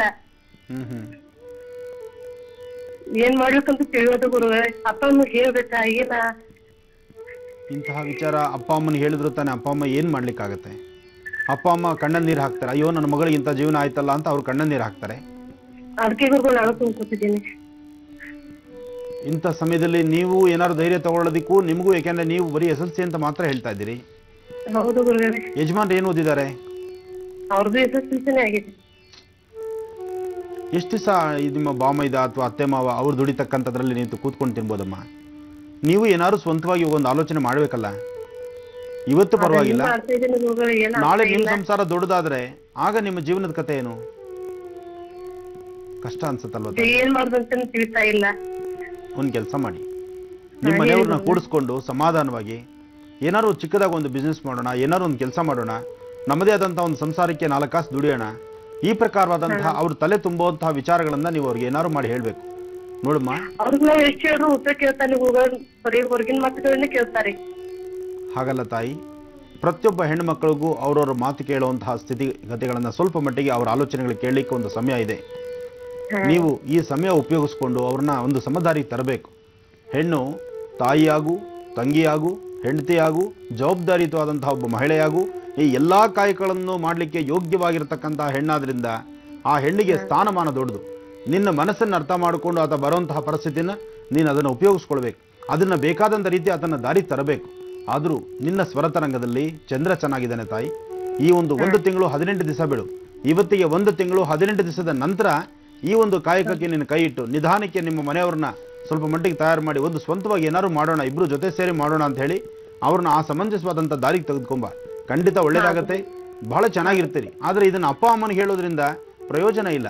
ಹೇಳಿದ್ರೆ ಅವ್ರ ಮನಸ್ಸಿಗೆ ದುಃಖ ಆಗುತ್ತೆ. ಅಯ್ಯೋ ನನ್ನ ಮಗಳನ್ನ ಇಂಥ ಮನೆ ಕೊಟ್ಟನಲ್ಲ, ನನ್ನ ಮಗಳು ಇಷ್ಟು ಕಷ್ಟ ಬೀಳ್ತಿದ್ದಾಳ ಅನ್ಸತ್ತೆ. ಆದರೆ ನಿನ್ನನ್ನು ಇಲ್ಲಿಗೆ ಸೇರ್ಸೋದಕ್ಕೆ ಸಾಕಷ್ಟು ಕಷ್ಟಪಟ್ಟಿರ್ತಾರೆ ಅವರು. ಆ ಕಷ್ಟದ ಜೊತೆಗೆ ಇನ್ನಷ್ಟು ಕಷ್ಟ ಕೊಡದಿರಾ ನೀನು ಚೆನ್ನಾಗಿದ್ದು ನಗ್ನಗ್ತಾ ಇದ್ದೀನಿ ನಗ್ನಗ್ತಾ ಇದ್ದೀನಿ ಅಂತ ನಿಮ್ಮ ತಂದೆ ತಾಯಿಗೆ ಮೆಸೇಜ್ ಹೋದ್ರೆ ಅಷ್ಟೇ ಸಂತೋಷ ಪಡ್ತಾರಮ್ಮ. ಒಳ್ಳೇದಾಗ್ಲಿ ಮಗು. ಧನ್ಯವಾದಗಳು. ಮಹಾರಾಷ್ಟ್ರದಿಂದ ಕರೆಯನ್ನ ಮಾಡಿದ್ದಕ್ಕಾಗಿ. ವೀಕ್ಷಕರೇ, ಮತ್ತೊಂದು ಕರೆ ಸಿದ್ಧವಾಗಿದೆ. ಮಾಡಿರೋರು ಯಾರು ಅಂತ ಕೇಳೋಣ ಬನ್ನಿ. ಹಲೋ, ನಮಸ್ತೆ. ಬಹುಶಃ ಕರೆ ಕಟ್ಟಾಗಿರಬಹುದು ಗುರುಜಿ. ಆದ್ರೆ ವೀಕ್ಷಕರೇ, ದಯಮಾಡಿ ನೀವು ಕರೆ ಮಾಡೋದಕ್ಕೆ ಏನೋ ಪ್ರಯತ್ನ ಪಡ್ತಿದ್ರು ಅಷ್ಟೇ. ನಾವು ಹಲೋ ಅಂದಾಗ ಪ್ರತಿಕ್ರಿಯೆ ನೀಡಿ. ಬಹುಶಃ ಈಗ ಪ್ರತಿಕ್ರಿಯೆ ನೀಡ್ತಾರೆ ಅಂತ ಭಾವಿಸ್ತೇನೆ. ಹಲೋ. ಹಲೋ, ನಮಸ್ತೆ. ಯಾರು ಮಾತಾಡ್ತಿರೋದು? ನಾನು ಸೌಮ್ಯ ಮಾತಾಡ್ತಿದ್ದೀನಿ, USA ಇಂದ ಕಾಲ್ ಮಾಡ್ತಿದ್ದೀನಿ. ಬಹಳ ಸಂತೋಷ.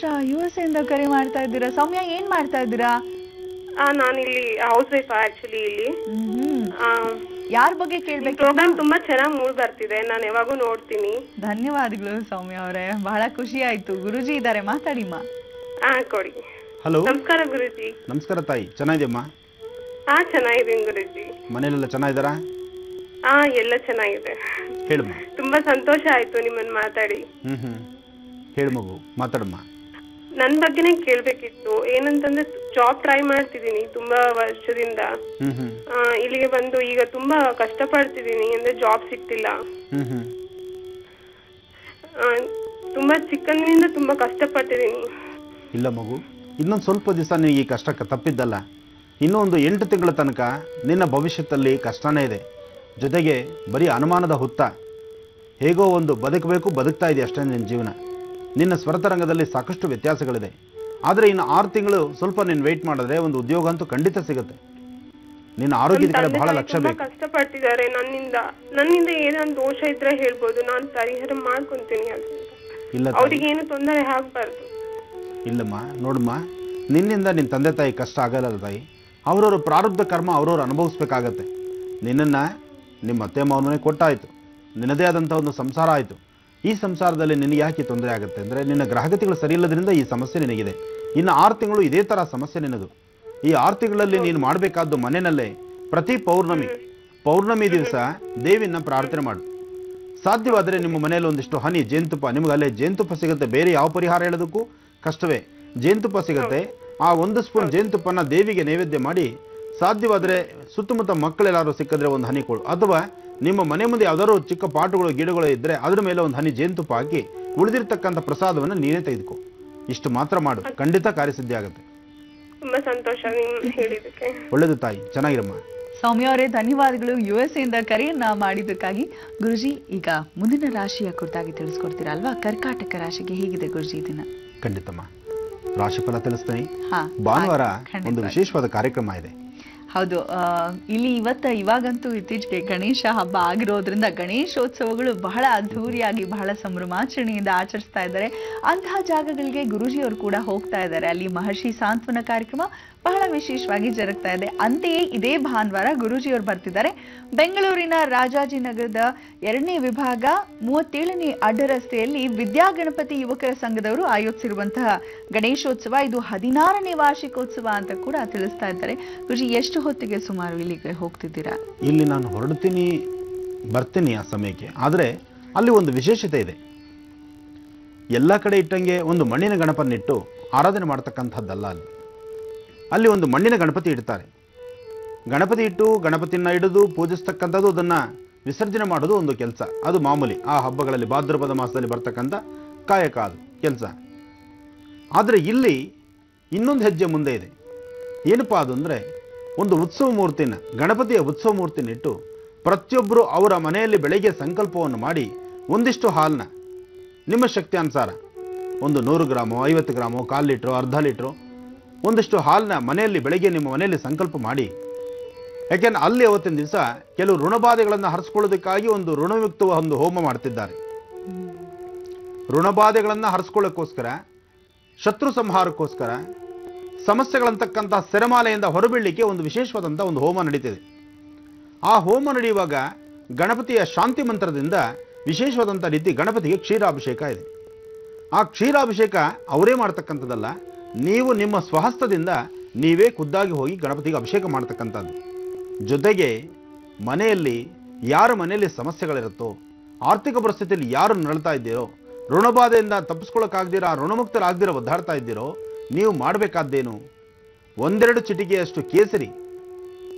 ಚಿಟಿಕೆಯಷ್ಟು ಕೇಸರಿಯನ್ನು ನಿಮ್ಮ ಮನೆಯಲ್ಲಿಟ್ಟು ಪೂಜೆ ಮಾಡಿ, ಕೇಸರಿ ಮತ್ತು ಹಾಲು ಇದನ್ನು ಆ ಒಂದು ಸಾನ್ನಿಧ್ಯಕ್ಕೆ ತೆಗೆದುಕೊಂಡು ಹೋಗಬೇಕು. ಅಲ್ಲಿ ನಿಮ್ಮ ಸ್ವಹಸ್ತದಿಂದಲೇ ಸ್ವಾಮಿಗೆ ಕ್ಷೀರಾಭಿಷೇಕ ಮಾಡಬೇಕು. ಕೇಸರಿನ ಅಭಿಷೇಕ ಆದ ನಂತರ ಆ ಹೋಮ ನಡೆಯತಕ್ಕಂಥ ಸ್ಥಳಕ್ಕೆ ಅಲ್ಲೊಂದು ತಟ್ಟೆ ಇಟ್ಟಿರ್ತಾರೆ. ಆ ತಟ್ಟೆಯಲ್ಲಿ ಕೇಸರಿನ ಹಾಕಿ ಅದೇ ಕೇಸರಿಯಿಂದ ಸ್ವಾಮಿಗೆ ಅರ್ಚನೆ ಆಗುತ್ತೆ. ಕೇಸರಿಗೂ ಗಣಪನಿಗೂ ಸಂಬಂಧವಿಲ್ಲ. ಆದರೆ ಋಣಮುಕ್ತರಾಗಲಿಕ್ಕೆ, ಆರ್ಥಿಕ ಪರಿಸ್ಥಿತಿ ಅಭಿವೃದ್ಧಿಪಡಿಸ್ಕೊಳ್ಳಿಕ್ಕೆ, ಮನೆಯಲ್ಲಿರ್ತಕ್ಕಂಥ ಸಮಸ್ಯೆಯನ್ನು ಹೊಡೆದೋಡಿಸ್ಕೊಳ್ಳಿಕ್ಕೆ ಅದರದೇ ಆದಂಥ ಕೆಲವು ಮೂಲ ಮಂತ್ರದಿಂದ ಅನುಷ್ಠಾನ ಆಗೋದ್ರಿಂದ ಆ ಕೇಸರಿ ಪ್ರಧಾನ ಆಗುತ್ತೆ. ಆ ಕೇಸರಿ ಅರ್ಚನೆ ಆದ ನಂತರ ಆ ಪ್ರಸಾದವನ್ನು ನೀವು ತರಬೇಕು. ಆ ತಂದಂಥ ಪ್ರಸಾದ ಏನು ಮಾಡಬೇಕು ನಂತರ ತಿಳಿಸ್ಕೊಡಿ. ಖಂಡಿತ ನೀವು ಹೇಳಿದಂತೆ ಗುರುಜಿ, ಅದರೊಟ್ಟಿಗೆ ಸ್ವಸ್ತಿ ಪುಣ್ಯ ವಾಚನ, ಸಹಸ್ರ ಮೋದಕ ಮಹಾಗಣಪತಿ ಹೋಮ ಇವೆಲ್ಲವೂ ಕೂಡ ಸಹಸ್ರ ನಾರಿಕೇಳ ಹೋಮ, 108 ತೆಂಗಿನ ಒಂದು ಪೂರ್ಣ ಹಿಡಿ ತೆಂಗಿನಕಾಯಿ, ಅದರೊಟ್ಟಿಗೆ ಸಹಸ್ರ ಮೋದಕ. ಈಗ ಮತ್ತೊಂದು ಕರೆಯನ್ನ ಸ್ವೀಕರಿಸೋಣ. ಹಲೋ ಹಲೋ, ನಮಸ್ತೆ. ನಮಸ್ತೆ ಮೇಡಮ್. ಯಾರು ಮಾತಾಡ್ತಿರೋದು? ಮೇಡಮ್ ಹೆಸರು ಶಿವಾಣಿ ಅಂತ, ಹುಣಸೂರಿಂದ ಕರೆ ಮಾಡ್ತಾ ಇದ್ದೀನಿ. ಯಾರ ಬಗ್ಗೆ ಕೇಳ್ಬೇಕಿತ್ತು ಶಿವಾನಿ? ನನ್ನ ಬಗ್ಗೆನೇ ಕೇಳ್ಬೇಕಿತ್ತು. ಗುರುಜಿ ಇದ್ದಾರೆ, ಮಾತಾಡಿ. ಹಲೋ, ನಮಸ್ತೆ ಗುರುಜಿ. ನಮಸ್ತೆ ತಾಯಿ, ಹೇಳಿಮ್ಮ. ನನ್ನ ಶ್ರೀವಾಣಿ ಅಂತ ಹುಣಸೂರಿಂದ ಕಾಲ್ ಮಾಡ್ತಾ ಇದ್ದೀನಿ. ನನ್ನ ಬಗ್ಗೆನೇ ಕೇಳ್ಬೇಕಾಯ್ತು ಗುರುಜಿ. ಕೆಲ್ಸಕ್ಕೆ ಟ್ರೈ ಮಾಡ್ತಾ ಇದ್ದೀನಿ. ಆಲ್ರೆಡಿ ಒಂದ್ ಕೆಲ್ಸದಲ್ಲಿ ಇದ್ದೀನಿ. ಬಟ್ ಹೊರಗಡೆ ಹೋಗೋದಕ್ಕೆ ತುಂಬಾ ಟ್ರೈ ಮಾಡಿದ್ದೀನಿ. 2-3 ಸಲ ಎಕ್ಸಾಮ್ ತಗೊಂಡಿದ್ದೀನಿ. ಬಟ್ ಏನು ಎಕ್ಸಾಮ್ ಇದಾಗ್ಲಿಲ್ಲ. ಫ್ರೆಂಡ್ಸ್ ಎಲ್ಲ ಅಲ್ಲಿಂದ ಹೆಲ್ಪ್ ಮಾಡ್ತಾರೆ. ಬಟ್ ನನ್ಗೆ ಇಲ್ಲಿಂದ ಕೆಲ್ಸಕ್ಕೆ ಹೋಗಕ್ಕೆ ಆಗ್ತಿಲ್ಲ ಗುರುಜಿ. ಎಲ್ಲ ಅರ್ಧಂಬರ್ಧನೇ ಆಗುತ್ತೆ. ಅದಕ್ಕೆ ಮುಂದೆ ನಂದು ಏನು ಇದೆ ಅಂತ ಕೇಳೋದಕ್ಕೆ ಮಾಡ್ಬೇಕು. ನೋಡಮ್ಮ, ನಿನ್ನ ಸ್ವರತರಂಗ ಪ್ರಕಾರ ಚಂದ್ರ ಮತ್ತು ಬುಧ ಇರ್ತಕ್ಕಂಥದ್ದು ಗುರುವಿನ ಆಸ್ಥಾನ ಇರ್ತಕ್ಕಂಥದ್ದು ಅಷ್ಟೇ ವಿಶೇಷವಾಗಿದೆ. ಆದರೆ ಈ ಕಳೆದ 3 ವರ್ಷಗಳಿಂದ ನಿನ್ನ ಪ್ರಯತ್ನ ಏನಿದೆ ಎಲ್ಲವೂ ಸಹಿತ ಬರೀ ನೀರ್ಪಾಲಾಗ್ತಾ ಇದೆ. ಹೌದು ಗುರುಜಿ, ಹೌದು. 3 ವರ್ಷದಿಂದ ನೀನು ಪಡ್ತಾ ಇರ್ತಕ್ಕಂಥ ಬಾಧೆ ಇದೆಯಲ್ಲ, ಸಾಮಾನ್ಯವಾದಲ್ಲ. ಹೌದು. ಆದರೆ ಮನೆಯಲ್ಲಿ ಒಂಥರ ಸಮಸ್ಯೆ, ಹೊರಗಡೆ ಒಂಥರ ಸಮಸ್ಯೆ. ಒಂದೊಂದ್ಸತಿ ನಿನ್ನ ತೀರ್ಮಾನ ಅಂತೂ ಬಹಳ ಹುಚ್ಚುಚ್ಚಾಗಿ ತೀರ್ಮಾನ ತಗೊಂಡ್ಬಿಡ್ತೀಯ. ಅದು ಸಮಂಜಸ ಅಲ್ಲ. ಯಾಕೆಂದ್ರೆ ನಿನ್ನ ಜವಾಬ್ದಾರಿ ಸಾಕಷ್ಟಿದೆ ನಿಮ್ಮ ಪರಿಸರದಲ್ಲಿ. ಹಾಗೆ ನಿನ್ನ ಮನಸ್ಥಿತಿ ಇರ್ತಕ್ಕಂತಹ ನೋವು, ಇದನ್ನ ಯಾರಲ್ಲೂ ಹೇಳ್ಕೊಳಕ್ಕಾಗದಂತಹ ಪರಿಸ್ಥಿತಿ. ಬರೀ ಉದ್ಯೋಗದ ಸಮಸ್ಯೆ ಮಾತ್ರವೇ ಅಲ್ಲ, ದುಡುಕಿ ತೆಗೆದುಕೊಳ್ತಕ್ಕಂಥ ತೀರ್ಮಾನದ ಸಮಸ್ಯೆ 2 ಸತಿನೂ ಬಹಳ ದೊಡ್ಡ ದೊಡ್ಡ ನೋವನ್ನೇ ಅನುಭವಿಸಿದ್ದೇನೆ. ಈಗ ಪ್ರಸ್ತುತ ಇರತಕ್ಕಂಥ ದಿನಗಳು ಸಮಂಜಸವಾದಲ್ಲ. ಇನ್ನೊಂದು 5 ತಿಂಗಳಂತೂ ಯಾವುದೇ ಕೆಲಸ ಮಾಡಬೇಕಾದ್ರೂ ಬಹಳ ಎಡವಟ್ಟಿದೆ. ಜೊತೆಗೆ ಇವತ್ತಿಗೆ 9 ದಿವಸಕ್ಕೆ, ಇವತ್ತಿಗೆ ಕರೆಕ್ಟಾಗಿ 9 ದಿವಸಕ್ಕೆ ಮತ್ತೊಂದು ಸಮಸ್ಯೆ ನೀನು ಎದುರಿಸಬೇಕಾಗುತ್ತೆ. ಅದಕ್ಕೆ ನೀನು ಸಿದ್ಧತೆ ಆಗಬೇಕು. ಯಾಕೆಂದರೆ ಗೊತ್ತಿದ್ದೋ ಗೊತ್ತಿಲ್ಲದಿರೋನೋ ಮಾಡ್ಕೊಳ್ಳೋ ಸಣ್ಣ ಪುಟ್ಟ ತಪ್ಪುಗಳು ಅದು ಮುಂದೆ ಒಂದು ದಿವಸ ನಮಗೆ ಬಹಳ ದೊಡ್ಡದಾಗಿ ಸಮಸ್ಯೆ ಅಂತ ಅನಿಸುತ್ತೆ. ಹಾಗೆ ಈ 9 ದಿವಸಕ್ಕೆ ಬರ್ತಕ್ಕಂಥ ನೋವು ಒಂದಿದೆ. ಆದರೆ ಈ ನಿನ್ನ ಸ್ವರತರಂಗದಲ್ಲಿ ಚಂದ್ರ ಗುರು ಚೆನ್ನಾಗಿರೋದ್ರಿಂದ ನೀನು ಮಾಡಬೇಕಾದಂಥದ್ದು ಒಂದು 3 ಬಾರಿ ಆದರೂ ಎಲ್ಲರೂ ಹರಿಯೋ ನೀರಲ್ಲಿ ಸ್ನಾನ ಮಾಡ್ಕೋ. ಜೊತೆಗೆ ನಿಮ್ಮ ಪೇರೆಂಟ್ಸನ್ನು ಜೊತೆಯಲ್ಲಿ ಕರ್ಕೊಂಡು ಬೆಳಿಗ್ಗೆ ಹೊತ್ತು ಅಶ್ವತ್ಥ ಪ್ರದಕ್ಷಿಣೆನ 9 ದಿವಸ ನೀನು ಸತತವಾಗಿ ಮಾಡಬೇಕು. 9 ದಿವಸ ನಿಮ್ಮ ಮನೆಯಲ್ಲಿರ್ತಕ್ಕಂಥ ಹಿರಿಯರ ಸಮ್ಮುಖದಲ್ಲಿ ಅಶ್ವತ್ಥ ಪ್ರದಕ್ಷಿಣೆ ಮಾಡೋದ್ರಿಂದ ಸ್ವಲ್ಪ ಮಟ್ಟಿಗೆ ನೆಮ್ಮದಿ ಸಿಗುತ್ತೆ. ನೀನು ಯಾವ ದೇವರನ್ನ ನಂಬಿದ್ಯೋ ಆ ದೇವರ ಆಶೀರ್ವಾದದೊಂದಿಗೆ ಖಂಡಿತ ಅನುಕೂಲ ಆಗುತ್ತೆ. ಅದರ ಜೊತೆಗೆ ಆಂಜನೇಯ ಸ್ವಾಮಿ ಪ್ರಾರ್ಥನೆ ಮಾಡು, ಖಂಡಿತ ಯಶಸ್ಸಾಗುತ್ತೆ. ನೀನು ಹೊರಗಡೆ ದೇಶಕ್ಕೆ ಹೋಗಬೇಕು ಅಥವಾ ನೀನು ಇನ್ನೊಂದು ಉದ್ಯೋಗನ ಬದಲಾವಣೆ ಮಾಡಬೇಕು, ಒಳ್ಳೆ ಉದ್ಯೋಗದಲ್ಲಿ ನೀನು ಇರಬೇಕು ಅಂತ ನಿನ್ನ ಮನಸ್ಸಲ್ಲಿದ್ದರೂ ಈ ಉದ್ಯೋಗದಲ್ಲಿ ಪ್ರಸ್ತುತ ದಿನಗಳಲ್ಲಿ ಅಡಚಣೆಗಳು ಜಾಸ್ತಿ ಇದೆ. ಎಚ್ಚರ ಇರಲಿ. 5 ತಿಂಗಳು ದಾಟಲಿ, ಒಳ್ಳೆಯ ಕೆಲಸ, ಒಳ್ಳೆ ಉದ್ಯೋಗ, ಒಳ್ಳೆ ಮನೆ ಸೇರ್ತಕ್ಕಂತಹ ಒಳ್ಳೆಯ ಒಂದು ಕಾಲ ಎಲ್ಲವೂ ಸಹಿತ ಖಂಡಿತ ಕಾರ್ಯಸಿದ್ಧಿ ಆಗುತ್ತೆ. ಒಳ್ಳೆದಾಗಲಿ ತಾಯಿ. ಶ್ರೀವಾಣಿಯವರೇ, ಧನ್ಯವಾದಗಳು ಕಾರ್ಯಕ್ರಮಕ್ಕೆ ಕರೆಯನ್ನ ಮಾಡಿದ್ದಕ್ಕಾಗಿ. ಗುರುಜಿ, ಈಗ ಮುಂದಿನ ರಾಶಿ ಕರ್ಕಾಟಕ ರಾಶಿಗೆ ಏನು ಹೇಳ್ತೀರಾ ಗುರುಜಿ? ಇನ್ನು ಕರ್ಕಾಟಕ ರಾಶಿ, ಕರ್ಕಾಟಕ ರಾಶಿಯಲ್ಲಿರ್ತಕ್ಕಂಥವರು ಕೆಲಸ ಕಾರ್ಯಗಳಲ್ಲಿ ಅಡ್ಡಿ ಆತಂಕಗಳಿದೆ. ಮನಸ್ಸಿಗೆ ನೆಮ್ಮದಿ ಇಲ್ಲದಂಥ ರೀತಿ ಇದೆ. ಯಾವುದೇ ಕೆಲಸ ಮಾಡೋದಕ್ಕೋದ್ರೂ ಯಾವುದು ತೃಪ್ತಿಕರವಾದಂಥದ್ದಲ್ಲ. ಆರೋಗ್ಯದಲ್ಲೂ ಏರುಪೇರು ಆಗ್ತಿದೆ, ಮನಸ್ಸಿಗೂ ನೆಮ್ಮದಿ ಇಲ್ಲದಂಥ ರೀತಿಯಲ್ಲಿದೆ. ಹಾಗೆ ಕೇಳಬಾರದಂತಹ ಕೆಲವು ಸಣ್ಣ ಪುಟ್ಟ ಮಾತುಗಳನ್ನು ಕೇಳಿ ಮನಸ್ಸನ್ನು ಬಹಳ ನೊಂದುಕೊಳ್ತೀರಿ. ನಿಮ್ಮ ಪ್ರಾಂತ್ಯದಲ್ಲಿ ನಿಮ್ಮ ಅಕ್ಕಪಕ್ಕ ಇರತಕ್ಕಂಥ, ನಿಮ್ಮ ಜೊತೆಯಲ್ಲಿರ್ತಕ್ಕಂಥ, ನಿಮ್ಮ ಒಳನಾಡಿಗಳನ್ನು ಇಟ್ಕೊಂಡಿರ್ತಕ್ಕಂಥವರಿಂದಲೇ ತೊಂದರೆ ಇದೆ. ಜೋಪಾನ, ಹುಷಾರಾಗಿರಿ. ಜೊತೆಗೆ ಕರ್ಕಾಟಕ ರಾಶಿಯವರು ಸಾಧ್ಯವಾದರೆ ಒಂದು ದೇವಿನ ಆರಾಧನೆ ಮಾಡಿ. ಕಡಲೆಕಾಳನ್ನು ನೀರಲ್ಲಿ ನೆನೆಸಿ ಆ ನೆಂದಿರ್ತಕ್ಕಂತಹ ಕಡಲೆಕಾಳಿಗೆ ಒಂಚೂರು ಬೆಲ್ಲ, ತುಪ್ಪ ಇಂಥದ್ದನ್ನು ಹಾಕಿ ಮಕ್ಕಳಿಗೆ ಕೊಡಿ. ಇದನ್ನು ಒಂದು 11 ದಿವಸ ಆದರೂ ತಾವು ಮಾಡೋದು ಬಹಳ ಉತ್ತಮ, ಅನುಕೂಲ ಆಗುತ್ತೆ. ಗುರುವಿನ ಪ್ರಾರ್ಥನೆ ಮಾಡಿ. ಗುರುವಿನ ಗುಲಾಮನಾಗುವವರೆಗೂ ಸಿಗದು ಕಾರಣ ಮುಕ್ತಿ. ಆ ಮುಕ್ತಿ ನಮಗೆ ಸಿಗಬೇಕಾದ್ರೆ, ಒಳ್ಳೆ ಮುಕ್ತಿ ಸಿಕ್ಕಿ ನಮ್ಗೆ ಅನುಕೂಲ ಆಗಬೇಕಾದ್ರೆ ನಾವು ಗಣಪನ ಪ್ರಾರ್ಥನೆ ಮಾಡಬೇಕು, ಗುರುವಿನ ದರ್ಶನಕ್ಕೆ ಹೋಗಬೇಕು. ಅಂತಹ ಗುರುಗಳ ದರ್ಶನ ಮಾಡಿ, ಭಗವಾನ್ ಶಿರ್ಡಿ ಸದ್ಗುರು ಸಾಯಿನಾಥರ ಆರಾಧನೆ ಮಾಡಿ ಇಷ್ಟಾರ್ಥಗಳನ್ನು ಸಿದ್ಧಿಸ್ಕೊಳ್ಳಿ. ಇನ್ನು ಸಿಂಹರಾಶಿ. ಸಿಂಹರಾಶಿಯಲ್ಲಿರ್ತಕ್ಕಂಥವರಿಗೆ ಯಶಸ್ಸಿನ ಹಾದಿ ನಿಮ್ಮದು. ಅಂದುಕೊಂಡ ಕೆಲಸಗಳನ್ನು ಸಾಧನೆ ಮಾಡ್ತೀರಿ.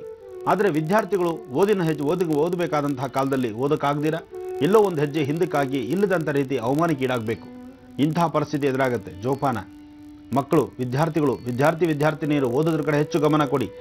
ಜೊತೆಗೆ ನೀವು ಮಾಡಬೇಕಾಗಿರ್ತಕ್ಕಂತಹ ಕಾಯಕ, ಅದರ ಜೊತೆಗೆ ಒಂದು ಬೀಜಾಕ್ಷರಿ ಮಂತ್ರವನ್ನು, ಶ್ರೀಮಂತಾಗಲಿ ಐಂ ಅನ್ನೋ ಒಂದು ಬೀಜಾಕ್ಷರಿ ಮಂತ್ರವನ್ನಾಗಲಿ ಪಠನೆ ಮಾಡೋದ್ರಿಂದ ಸಿಂಹರಾಶಿಯಲ್ಲಿರ್ತಕ್ಕಂಥವರಿಗೆ ಮತ್ತಷ್ಟು ವಿಶೇಷ ಆಗುತ್ತೆ, ಅನುಕೂಲ ಆಗುತ್ತೆ. ಸಿಂಹರಾಶಿಯಲ್ಲಿರ್ತಕ್ಕಂಥವ್ರು ಈ ಒಂದು 16 ದಿವಸ, ಅಂದರೆ ಇವತ್ತಿನಿಂದ 16 ದಿವಸ ಆಗ್ಬೋದು, ನಾಳೆಯಿಂದ 16 ದಿವಸ ಆಗ್ಬೋದು, ಸಿಂಹರಾಶಿಯವರು ತಪ್ಪದೇರ ನೀವು ಮಾಡಬೇಕಾದ್ದು ನಿಮ್ಮ ಮನೆಯ ಸಮೀಪದಲ್ಲಿರ್ತಕ್ಕಂಥ ಮಾರುತಿಯ ಸಾನ್ನಿಧ್ಯಕ್ಕೆ ಹೋಗಿ ಆಂಜನೇಯ ಸ್ವಾಮಿ ದರ್ಶನ ಮಾಡಿ ಬರೋದ್ರಿಂದ ಸಾಕಷ್ಟು ಯಶಸ್ಸನ್ನು ನೋಡ್ತೀರಿ. ಒಳ್ಳೆಯದಾಗಲಿ. ಇನ್ನು ಕನ್ಯಾ ರಾಶಿ.